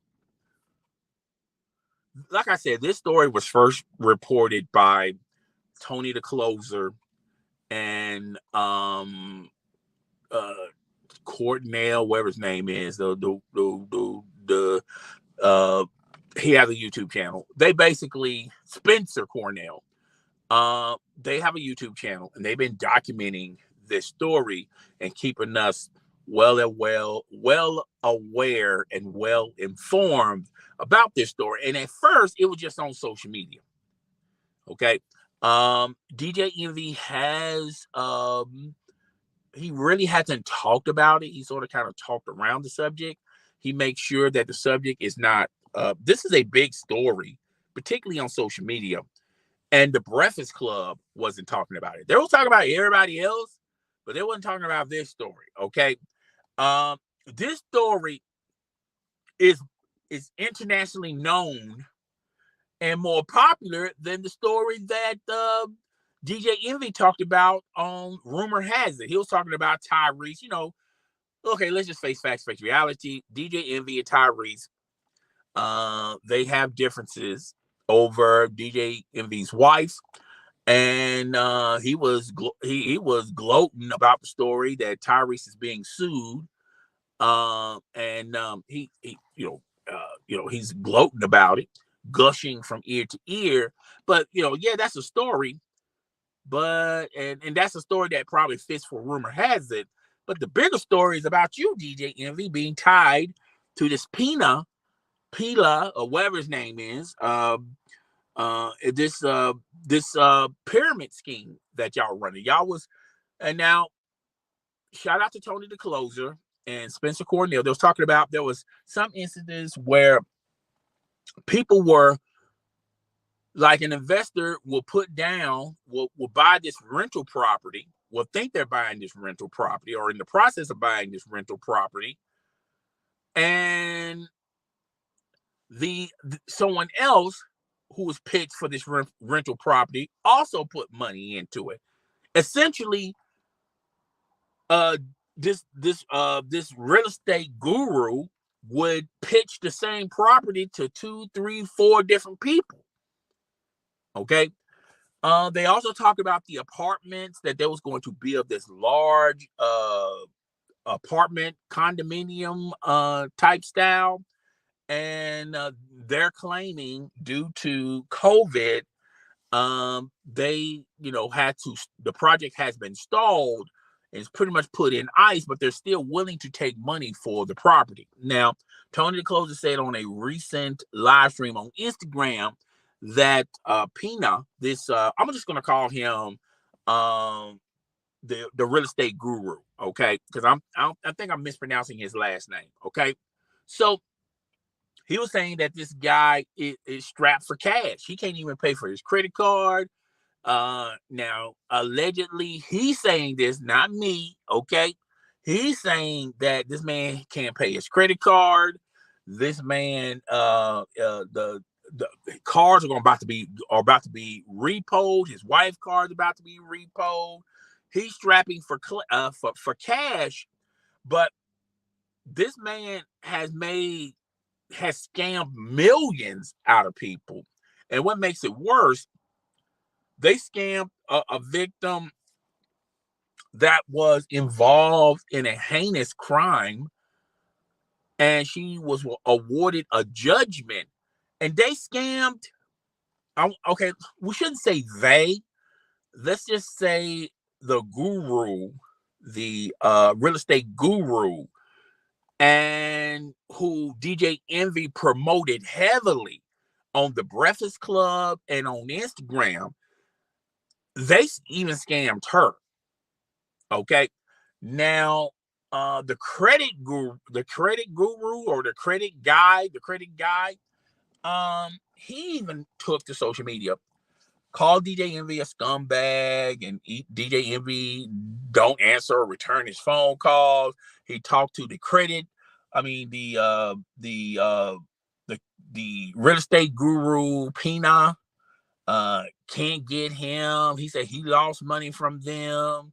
Now, DJ Envy did take to Instagram. Now, out of all the stuff that he picked and choose which battles he wanted to talk about. Out of all the things you want to go to Instagram about, you want to go to Instagram about the credit guy, because he made these claims that he still owed money from both of them. Plus, he's saying, and this is coming from him, and we got to use the allegedly word, allegedly, he can't even make his wife come. Okay. And I think that was the straw that broke the camel back. Talking about, he also talked about how DJ Envy said that he was in a room and told him, as well as some other content creators, that he made them. All right. And the credit guy said, whoa, I was made before I even met you. I was already a made man before I had met you. Now, DJ Envy posted on his Instagram, posted a text, a snapshot of a text of the credit guy saying that if it wasn't for you, I wouldn't be here, and yada, yada, yada. And I guess he's basically saying through the text that, well, I'm right, because you even said that I made you. Now, we don't know the context of that text. We don't know, was that before or after the investments that were made? We don't know none of that, okay? But DJ Envy posted that on his Instagram, then he quickly deleted it. But when you post something on social media, it's there for forever, okay? Sexy Red, sex tape was leaked out. No, she can delete it all she wants to on her Instagram story or her Instagram page, and she can refuse to talk about it or whatever. We all saw it, okay? And just a step away from this story, when Kim Kardashian was trying to scrub her sex tape with Ray J, to me that was wasted money and wasted time. Because at the end of the day, the internet is undefeated. Even no matter how much money or how much clout you have, you're not going to erase things that are timeless on social media, particularly on the internet. So you're just wasting your time there, okay? So, but anyway, back to this story. So now the credit guy, that's the only time DJ Envy responded. But ever since this got out to local media and national media, now DJ Envy is quick to say, hey, I ain't had nothing to do with it, okay? I'm just as a victim as you guys. I didn't get my money. I invested. I lost money. Now, the difference between the victims, the real victims, and DJ Envy is the real victims have receipts, and they've been talking about this for months and years. Whereas you, now since it's been on local and international news, now you want to say that you're holding your hands up saying you're a victim, but we don't know how much you invested and how much you lost, or quote unquote lost, or quote unquote gained. Now, the difference between the victims and you is you was around him all the time. Now, there's reports out there that says that y'all have an office together, okay? And your office is right next to his office. Now, you did comment and said that, well, just because we have an office together don't mean that we see each other regularly. Okay, I highly doubt it, but hey, it is what it is. All right, so like it or not, DJ Envy, you're tied to this either criminally or you're just tied to the story. Either way, it's not good news for you. But if I had to pick the worst news, I'd rather be tied to the story than being tied to this legally. Because legally, this man's going to be serving some hardcore time because he doesn't have the assets nor the money to pay off all the people, all these victims. And that's the sad part about this is at the end of the day, these victims are going to lose millions, hundreds of millions of dollars from this scheme. Okay.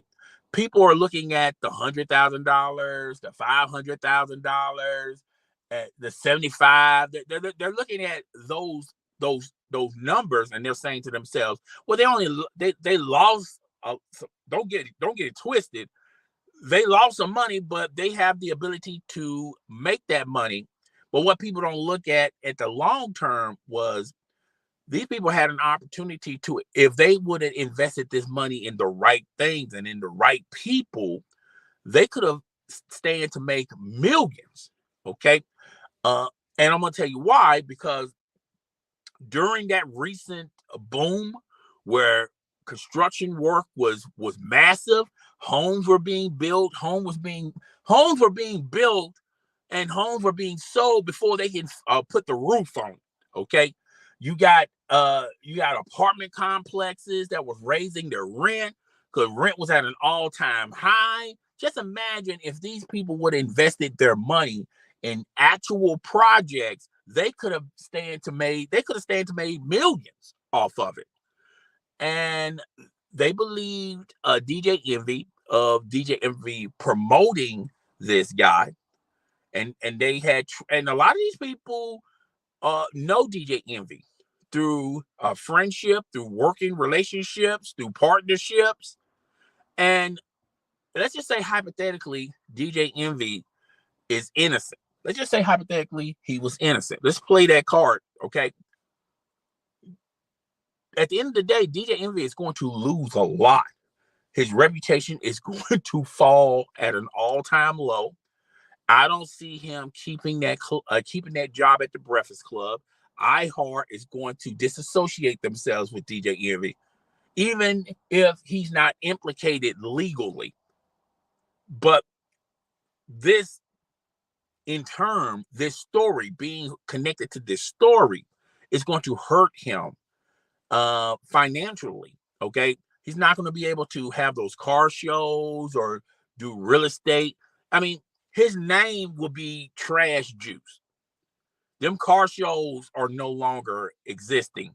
You know, him doing those seminars where he gets paid a lot of money to just talk, people are not going to attend those seminars. And iHeart and the Breakfast Club, they got a decision to make. Are we still holding on to him? Because let's just face fact, the Breakfast Club is a dying format. You know, nobody really listens to morning radio like that. Morning radio isn't the king anymore. And yeah, I know they have a YouTube channel. You get to watch the Breakfast Club on YouTube. And since Angela Yee left, the Breakfast Club has stalled. They have stalled, and you know they have been searching to find someone to replace Angela Yee.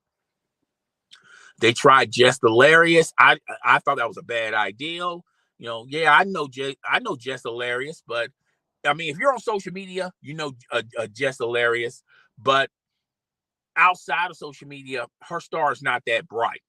Okay, yeah, she was in a couple of pilot episodes, but no one really knows Jess Hilarious.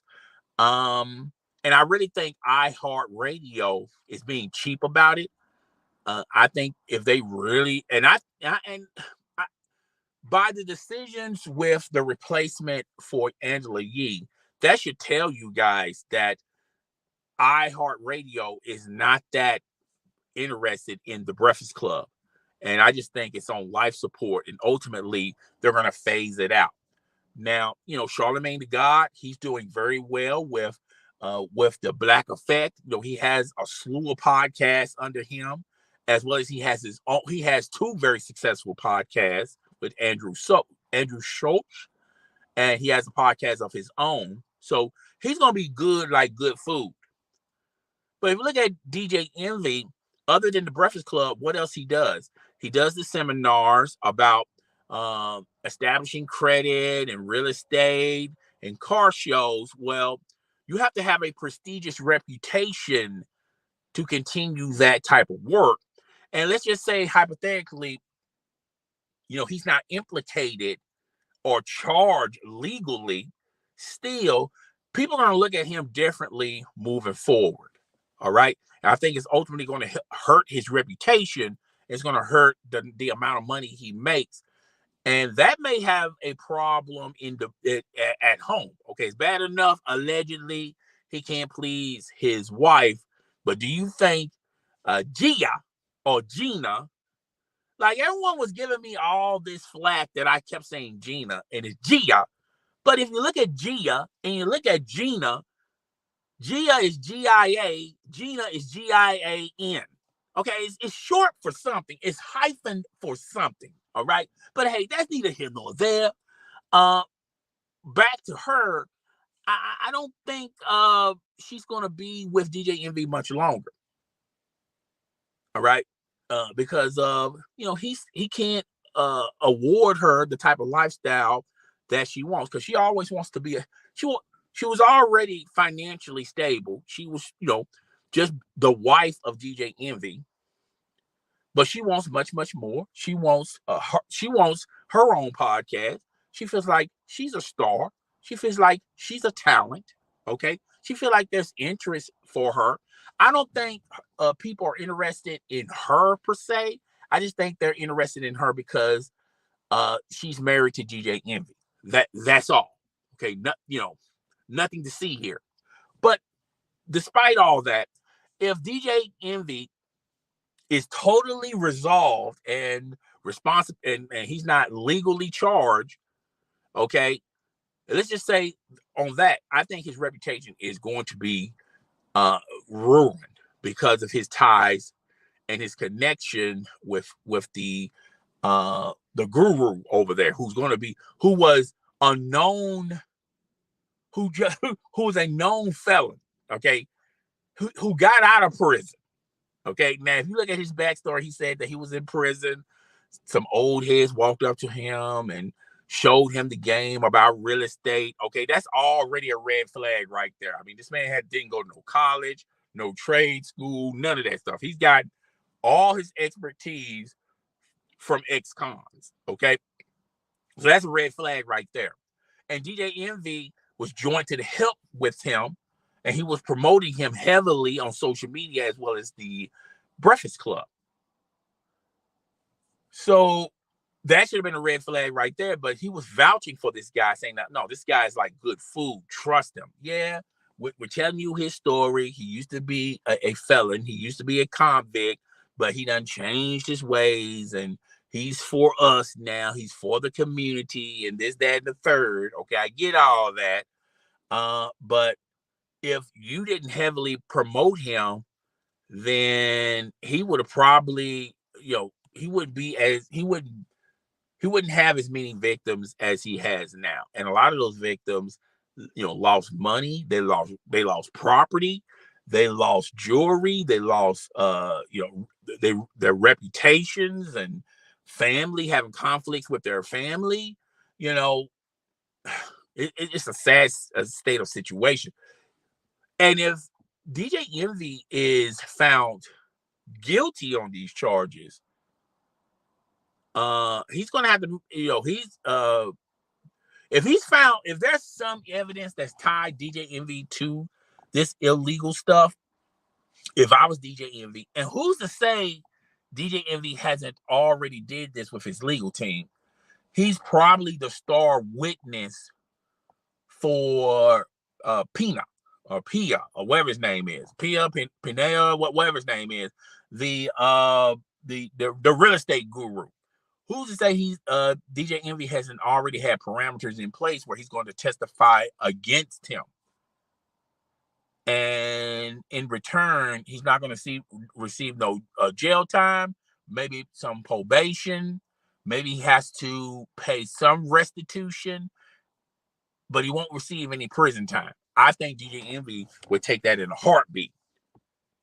Okay, if they got evidence proven without a shadow of a doubt that you're not a victim, my guy, you was part of this scheme, and that's going to ruin him. And we talked about the Breakfast Club and his star, and people are going to lose a lot of respect for DJ Envy. He's not going to be able to have much of a career in real estate, in credit building, in small business or big business, whatever, or being a speaker or anything like that. He's not going to have much of a career in that. But I always say this, if you got a large platform on social media, be careful in the people that you promote. Do your homework, do your due diligence. But like I said, that him being an ex-con should have been the biggest red flag. Okay. And I'm not saying all ex-cons can't be legit, but that should have been a red flag where you should have really done your homework on this guy. I mean, did it get a degree? Did he, what Have anyone said anything negatively about him business wise as a free man? I mean, DJ Envy should have checked his balances, should have done a Google check on this guy. But DJ Envy was giving this guy a lot. He was giving him some cash, as well as popping game in his ear, saying, "Hey, look, we can make millions off this stuff. You can make more money doing this than being the DJ at the Breakfast Club." And I think ultimately what is going to hurt, what's going to destroy DJ Envy is him being so darn greedy about it. Okay, he was greedy, and greed is ultimately the thing that takes a lot of people under. It just takes a lot of people under. And like I said, I feel sad for DJ Envy, but he found himself in this situation, and I hope that he's innocent. But if he's not innocent, then he's going to have to deal with the crimes that he's being accused of. So yeah, that's it on this story. I mean, there's really nothing else I could go into, and we're going to be talking about news and notes. But before we talk about the news and notes, let's get involved in another commercial break. You know what I don't understand? I'm going to talk about it right now.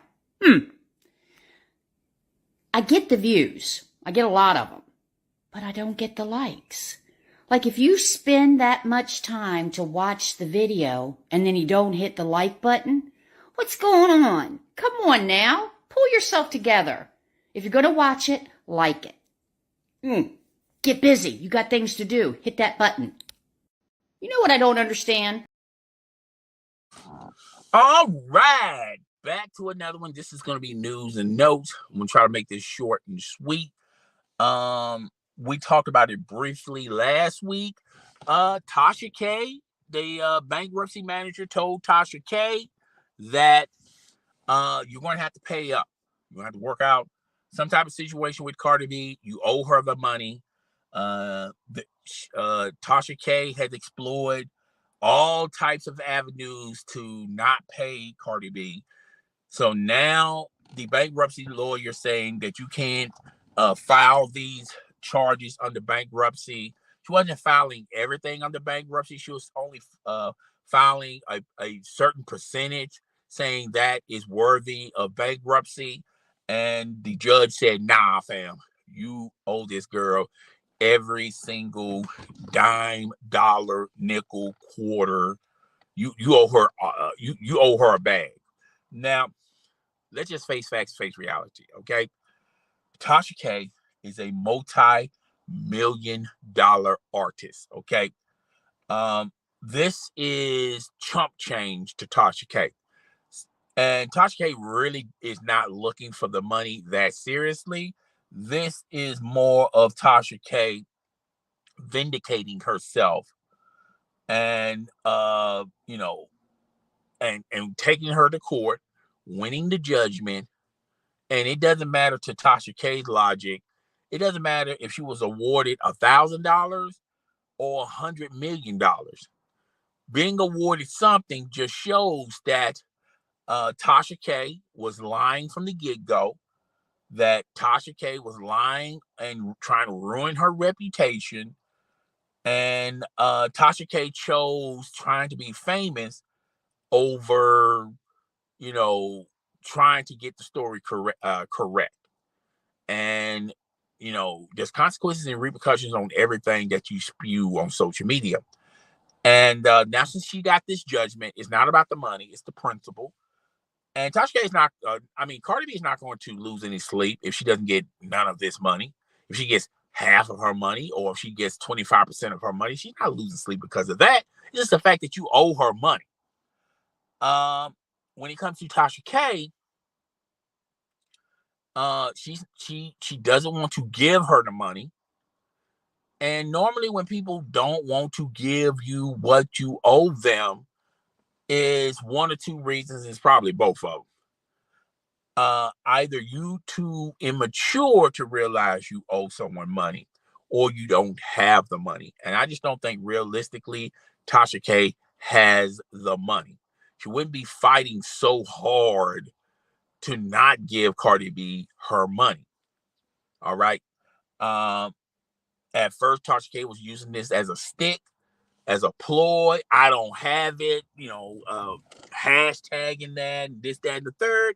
Well, all the funny games is over with, and ain't fun when the rabbit got the gun. And she owes Cardi B this money. I think Cardi B realistically knows that she's not going to get all of her money back. But the biggest winners in this is the lawyers, because the lawyers are winning because they made a name off themselves off this case, and they're getting money from this case. So those are the real winners and losers. Okay, the lawyers are going to get, well, first the IRS is going to get their money. Once the IRS get whatever type of money they can get out of Tasha K, then the lawyers of Cardi B is going to get that money. And Tasha K still has to pay her legal team.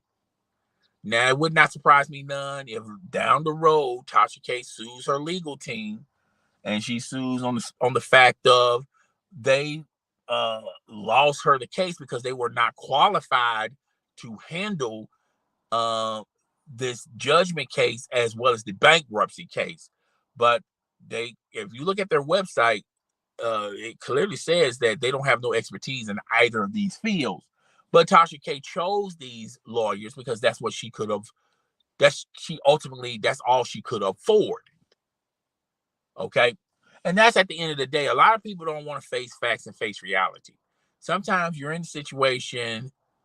Sometimes you're in the reason why you're in that situation because you don't have the means or the money to get you out of that situation. And that's ultimately what happened to Tasha K. She's in a situation that financially she can't find herself to get out of, and legally can't find herself the way to get out of. Okay, so she's hustling backwards. All right, so yeah, that's all on the Tasha K front. Other news and notes: Drake continuing to critique the critics that are not saying a lot of kind words about his album. Now, if you follow me on I'm Christy Don One TV, I talked about this in a live stream last week. I talked about look, For the Dogs isn't going to be a classic for the next 5, 10, 20 years. Nobody is not going to remember this project. Just like there's like 2 other albums Drake has put out that is not heavily acclaimed. Okay.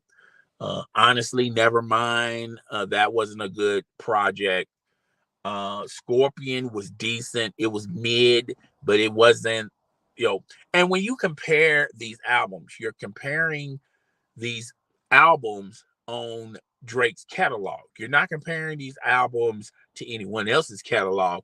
You're simply comparing these projects on what Drake has already produced.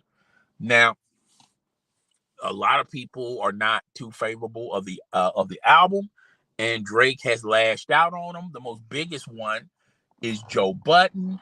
And we talked about this on I'm Christy Don One TV, what he said about the album. I thought what he said about the album, about the project, was factual. However, he put a little too much oomph into it, being very personal about Drake. And I think that really struck Drake's nerves in the wrong way. And then he started lashing out on Joe Budden and got kind of personal with Joe Budden. Now, Joe Budden went back to his podcast and Drake DM'd him, challenging him to a fight, trying to be all tough guy and gangster and all this stuff. Don't bode well for Drake. Now Roy and Maul is talking about Joe Budden. I mean, look, Rory and Mal, they have a mid podcast. I'm subscribed to their YouTube channel. However, I only watched a few episodes. As I say, out of 100 episodes, I probably only listened to 2. And the only time they get mad viewership is when they're talking about Joe Budden, similar to what Bag Fuel is doing to Mav Hoffa. Every time there's something bad to say about Mav Hoffa, Bad Fuel is going to talk about it.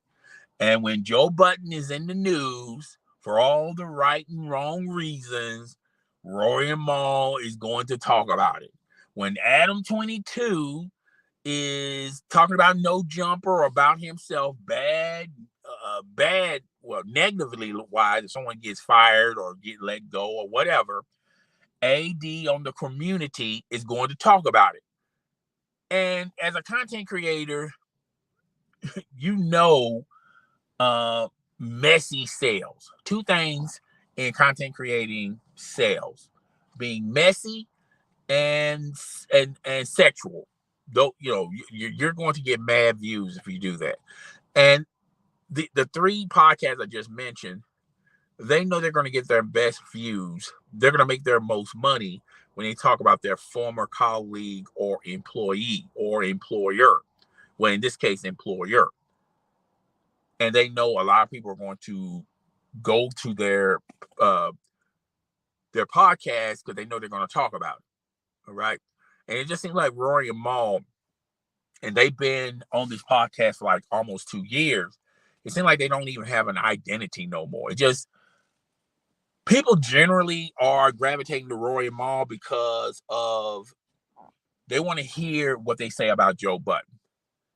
And AD with the community, the only real reason why people are subscribed to him, and Adam 22 said this. He said, their most viral moments is when they talk about me. Now, I'm not a huge Adam 22 fan. I'm not a huge No Jumper supporter. I am subscribed to them. I am subscribed to AD and the community. But there's some validity to what he's saying. That's all I'm saying. But back to this Drake thing, this is this is the most heavily critique about Drake. This is the first time he has received this much criticism on an album. Just put it that way. So he's going to have to deal with it. And it is what it is. It's just one of those things. So he's going to have to put his blinders on. Let people, if people like the album, allow them an opportunity to talk about the good things about the album. If people didn't like the project, allow people the opportunity to tell the masses why they didn't like the project. Now, personally, I feel like this is his worst attempt, his worst project out of all the projects he have done. Realistically, out of 20 plus songs, there's really only 3 solid songs that possibly can be on rotation, and that don't even include Sexy Red. He got bodied on one song. Cole just had a better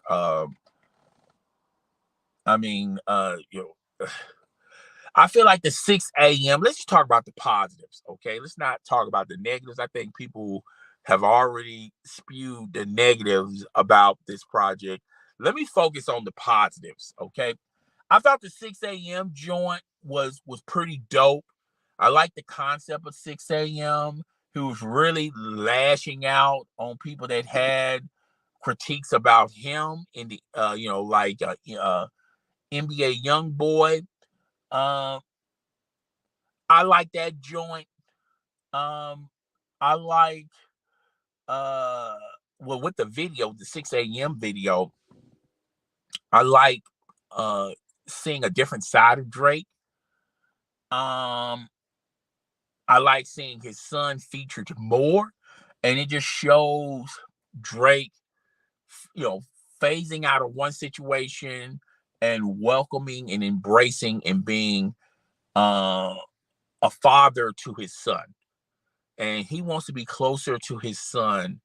And in some perspectives, I feel like Drake is close to his father. And his father, one who, believed in him first as far as his music go. And, his father is a musician himself. And he's giving him the same guidance Drake had as a child. He's giving the same guidance to his son.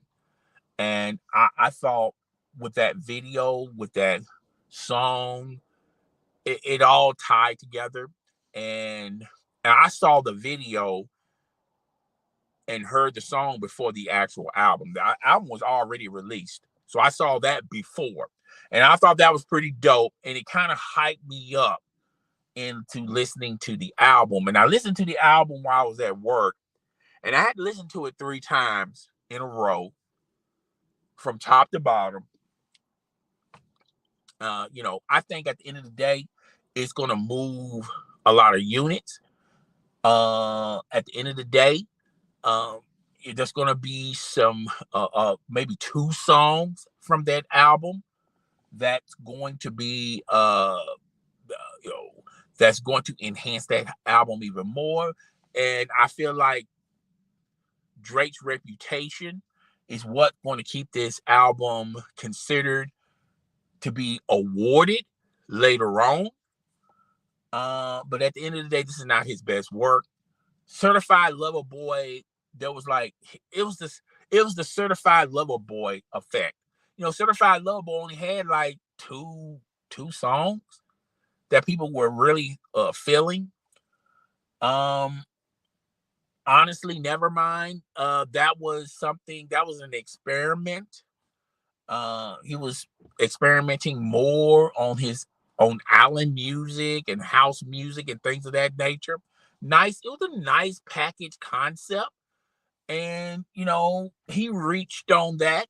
And it's not, a lot of people look at that project as that's not really a Drake project. And that's why that project didn't get heavily scrutinized. Her Loss, I felt like that was more of a Drake album than For All the Dogs. But a lot of people are going to say that's more of a collaboration. That's not really a Drake album. I perceive it as a Drake album because there was a lot of Drake hooks in it. There was a lot of songs that you would know without a shadow of a doubt Drake would do these songs for himself. But For All the Dogs, it's like 3 songs. And I'm really being too much of a Drake fan to even realistically tell you guys that there were 3 songs. It was honestly 2 songs, but if you want to say the 3rd song, fine. So yeah, that's I feel like Drake should just allow people to critique good, bad, or indifferent about your project. I'm sorry. It was good. I mean, it was a good ideal, but I just didn't think the ideal processed very well. And this comes on the heels of Drake news that he took a song that he had with Nicki Minaj. He took it out of the project. Now, I don't know if he took it out of the project because he wants to save that for a later date because he already determined that he's going to be he's not going to be doing music for a while. So, I think Drake is aspiring to do other things. I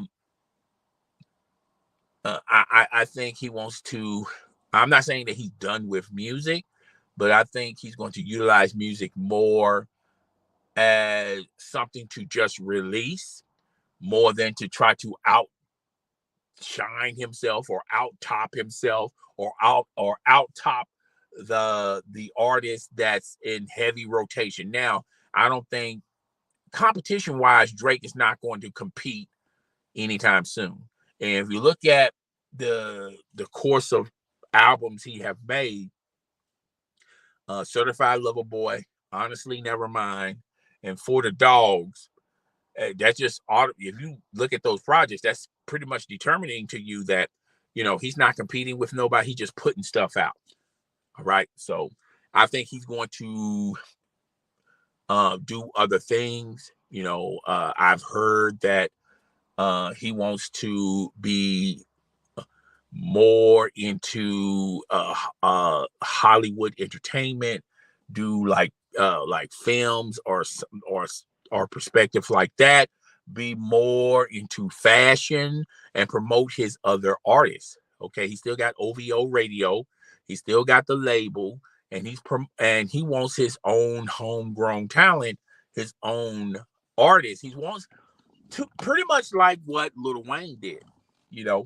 Lil Wayne lucked up and found Nicki Minaj and Drake, put him under his wing. And if you look at those two artists, I mean, there have been a lot of superstar artists that had under their wings, but they haven't had as much. I think out of all the people, Drake, music-wise, took two artists, and now these artists are international superstars. Lil Wayne, Drake, and Nicki Minaj. Now, who else you could say that did that? Okay. Now, 50 Cent gave us Lloyd Banks and Young Buck. And no disrespect to G Unit, no disrespect to Young Buck, no disrespect to Lloyd Banks.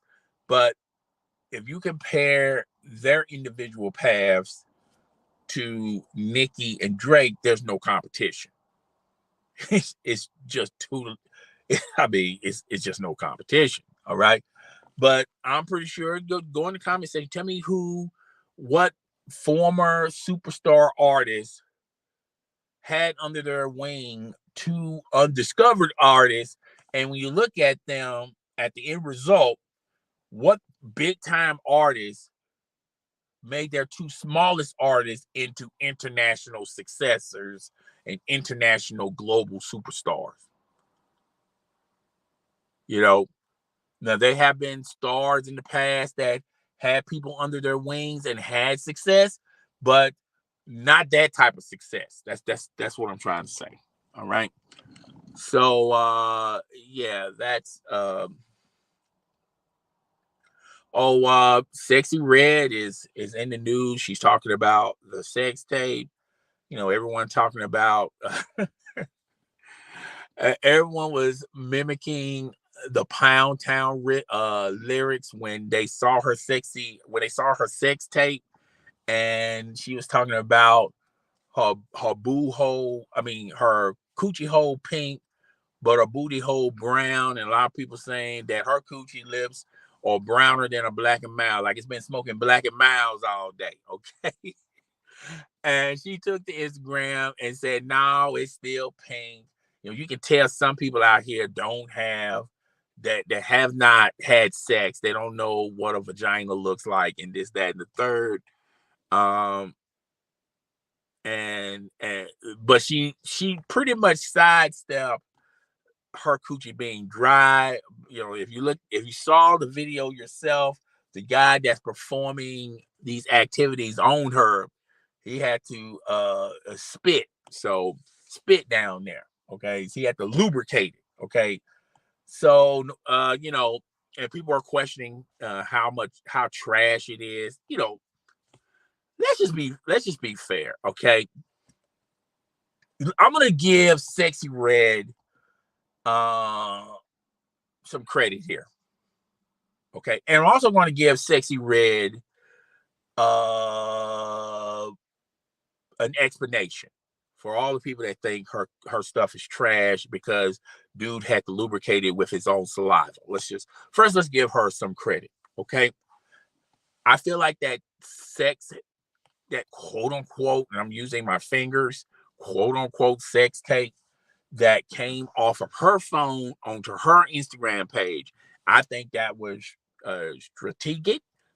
Oh man, can I say the word strategic? Oh freak, man, y'all gonna okay? I think man, look, I think this was orchestrated very well, strategic Jesus Christ, Chris, what the fuck is wrong with you? Anyway, with that being said, I think that was orchestrated to promote her, because before the sex tape, was anybody talking about Sexy Red?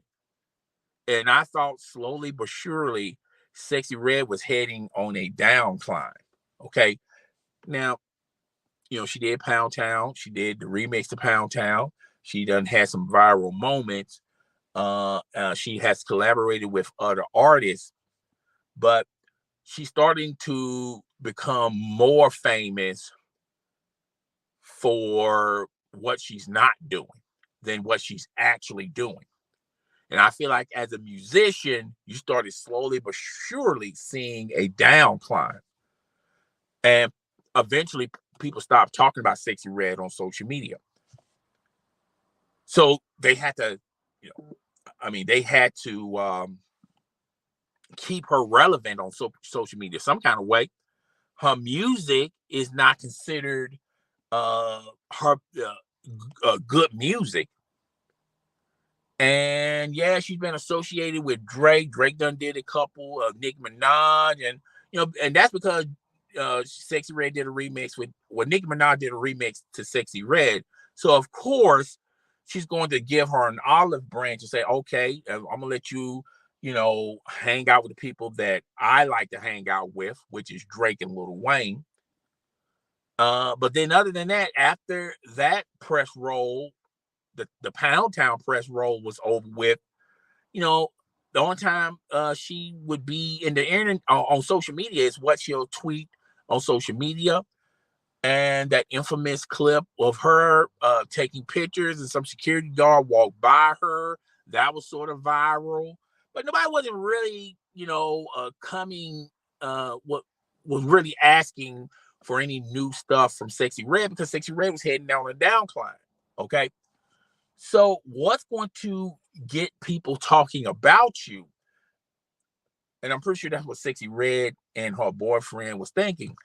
And sometimes the best and worst ideals come from the best and worst situations. I feel like the best ideals come from when you're in a good situation, and the worst ideals are being rushed and pushed when you are in a bad situation. So probably in the middle of the night, they're saying, you know what, let's post and tease a little sex clip of us having sex. I'll post it on my Instagram stories, and then, it's going to be deleted. It's not on my main page. Some people are going to Photoshop it and, hit record on it, and then they're going to do the work for us. And then, I'll just post a somewhat mid apology and say that I'm embarrassed and this, that, and the third.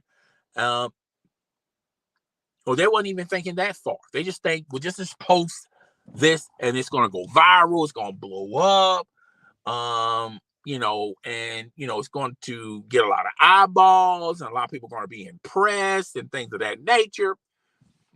Well, it did went viral.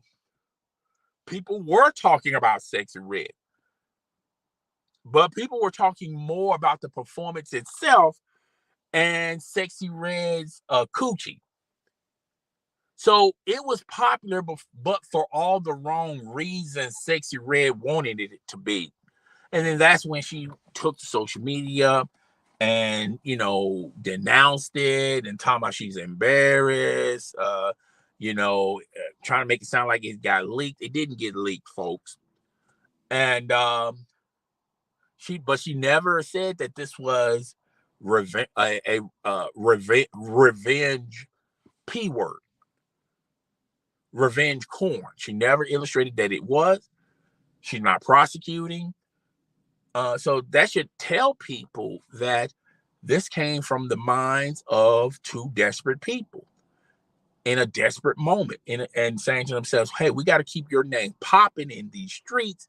Slowly but surely you're staling off. People talking more about Ice Spice and her donuts and her coffee at Dunkin' Donuts. her on tour. She almost got burned up on tour. The pyro, the fireworks and things of that nature. And she's looking thick. And everybody's talking more about her. People start talking more and more about Megan Thee Stallion. She did a collaboration with Cardi B. That bonk, bonk, bonk. I mean, that song is flopped as well, but people were still talking about her getting back into music. Cardi B talking about an up and coming album. She's in the news, promoting her husband, Offset's new album, his new solo album. So all these women in rap were talking about things, good or bad. You even had Nicki Minaj, talking bad about Cardi B and her husband, Nicki Minaj's husband sitting outside at the wrong building, waiting for Offset. Meanwhile, Offset the next day is jumping off of a jet, and we know that clip. That was pretty funny. But you hear what I'm saying? It seemed like all the women of rap were being heavily promoted in the right situations, even though there were some situations I just talked about that were not good situations with Nicki Minaj and her husband. Even they made a meme off of Nicki Minaj. Who would have thought that people would make a meme? I mean, normally when there's a meme of Nicki Minaj, it's something that's in a good way, promotes her in a good way. But her kicking her legs, and a lot of people were questioning, was she under the influence of that powder? Okay, allegedly. Powder, okay? But nevertheless, you had everybody talking about those female artists, but nobody wasn't talking about Sexy Red. Nobody wasn't talking about Sexy Red to that extent. And she noticed it, and she said, "Man, we got to get myself viral. How I'm gonna get viral? Let's do a quick." I guarantee you, they got the full sex tape. And they thought, man, we're going to show a promotion to this. And who knows, I might do an OnlyFans. I might do a Fansly and show the whole thing. Or some adult company wants it, and they're going to pay me some mad cash, some mad bread, and I can, do songs around it. I can promote myself around it, and it didn't go the way that they thought it was going to go. And, here we are. So, yeah. So that's it on the news and notes. And that's it with the show. My graveyard shift. Y'all got 1 more hour to go. No, actually, y'all got 10 minutes to go until you go home. When you go home, my graveyard shift, I really do support everyone that's in the graveyard community that have watched my live streams. I really do appreciate that from the bottom of my heart. And while you at it, hit the notification bell, hit the subscription button, share this content with your friends, family, and followers. Really do appreciate the morning crew. Y'all got 9 more minutes until you can go home. To my morning audience that just woke up early in the morning, I hope you are having a great, great Saturday. I hope it's not too chaotic for you or too busy. I know you was in here for a minute. If you want to watch the rest of the show, watch the re-air of this as well as my graveyard crew. I'm pretty sure y'all gonna go home and get some sleep. Okay. But yeah, that's it for today's show. Just a quick reminder and a quick update for you guys. Unfortunately, next Saturday, I won't do too early for this podcast. I might do I might do, man, I don't know what's going on with me today. I had a hard time saying a word. I tried to say it 3 times. I still didn't say it right. It's all good in the hood. And I don't know. Maybe I'm tired. I don't know. But I might do too early for this podcast light, where I might spend 30 minutes or maybe an hour talking about a subject, and that should tie you over. And I might do it a day early before Saturday because, Saturday, I got some things to do. I got some projects I'm gonna be working on with other content creators, and it is what it is. I'm sorry, but be sure, and I should have said this in the beginning of this live stream. Check out the dream, and she just came out with a vlog. She's getting into her vlog bag. And look, the dream. I told you that the car content, that's not it. I felt like, and this don't have nothing to do with the dream. I just think the major players that did the most car content, if you look at their content now, they're not even doing car content no more. Okay, CJ on 32 is not doing car content no more. Mr. Organic, Slim, Tall Guy Review, but he calls himself Slim. The biggest car content creators are not making car content. Okay, they just moved on and did other things. Stunner Reese, I know you're a fan of Stunner Reese. He stopped doing car content. He's doing more interviews and with porn stars and things of that nature, strippers or OnlyFans models. But the car content was dying down because there's no longer an interest in car content. The same with the fitness content creators. Not a lot of people are subscribed to channels just dedicated on fitness. Okay, so that's why they have to add vlogs and things of that nature, or get work out with me, or get with me, whatever, those type of things. Anyway, so but the dream, if you've been checking out the dream recently, the dream has really made content about herself. And who more to talk about the dream than the dream herself? Dream has been, I think that's a good thing. I think there's an audience of people out there that would entertain the dream only doing content about herself, about her life. She's still doing the OnlyFans. I think the OnlyFans, I did a review on her OnlyFans. Go check out that video. And I think the dream is just doing different things, like any entrepreneur, any content provider. I'm so happy for the dream. The dream is living her best life. Okay. And that's the way to go. So congratulations to the dream. And that's pretty much it, guys. I won't see you next Saturday because I have some other obligations I got to take care of next Saturday. Hopefully I can do a too early for this podcast a little bit earlier than Saturday, maybe Friday or Thursday. We'll have to wait and see. Maybe it'll be pre-recorded. Maybe it will be live. I haven't figured all that stuff out. But guys, I really do appreciate everyone coming out here. Over 2 hours, almost 2 hours and 30 minutes of content. Okay. Where else are you going to get that from? Okay. Where else are you going to get that from? So subscribe and enjoy. Share this content with your friends, family, and followers. And get familiar with my other links in the description. I have my Cash App link in the description. If you want to donate to your boy, donate to your boy. I will notify everyone on the next episode of who donated. Or you can do super chats or super stickers when it's live. Okay. But guys, I will see you guys next week. I will have some videos uploaded for next week for you guys. Unfortunately, I was unable to upload any videos this week because I knew this was going to be a long live stream. So, guys, it's your boy, the host with the most. I do not brag or boast, and I'm coming to you guys live from coast to coast.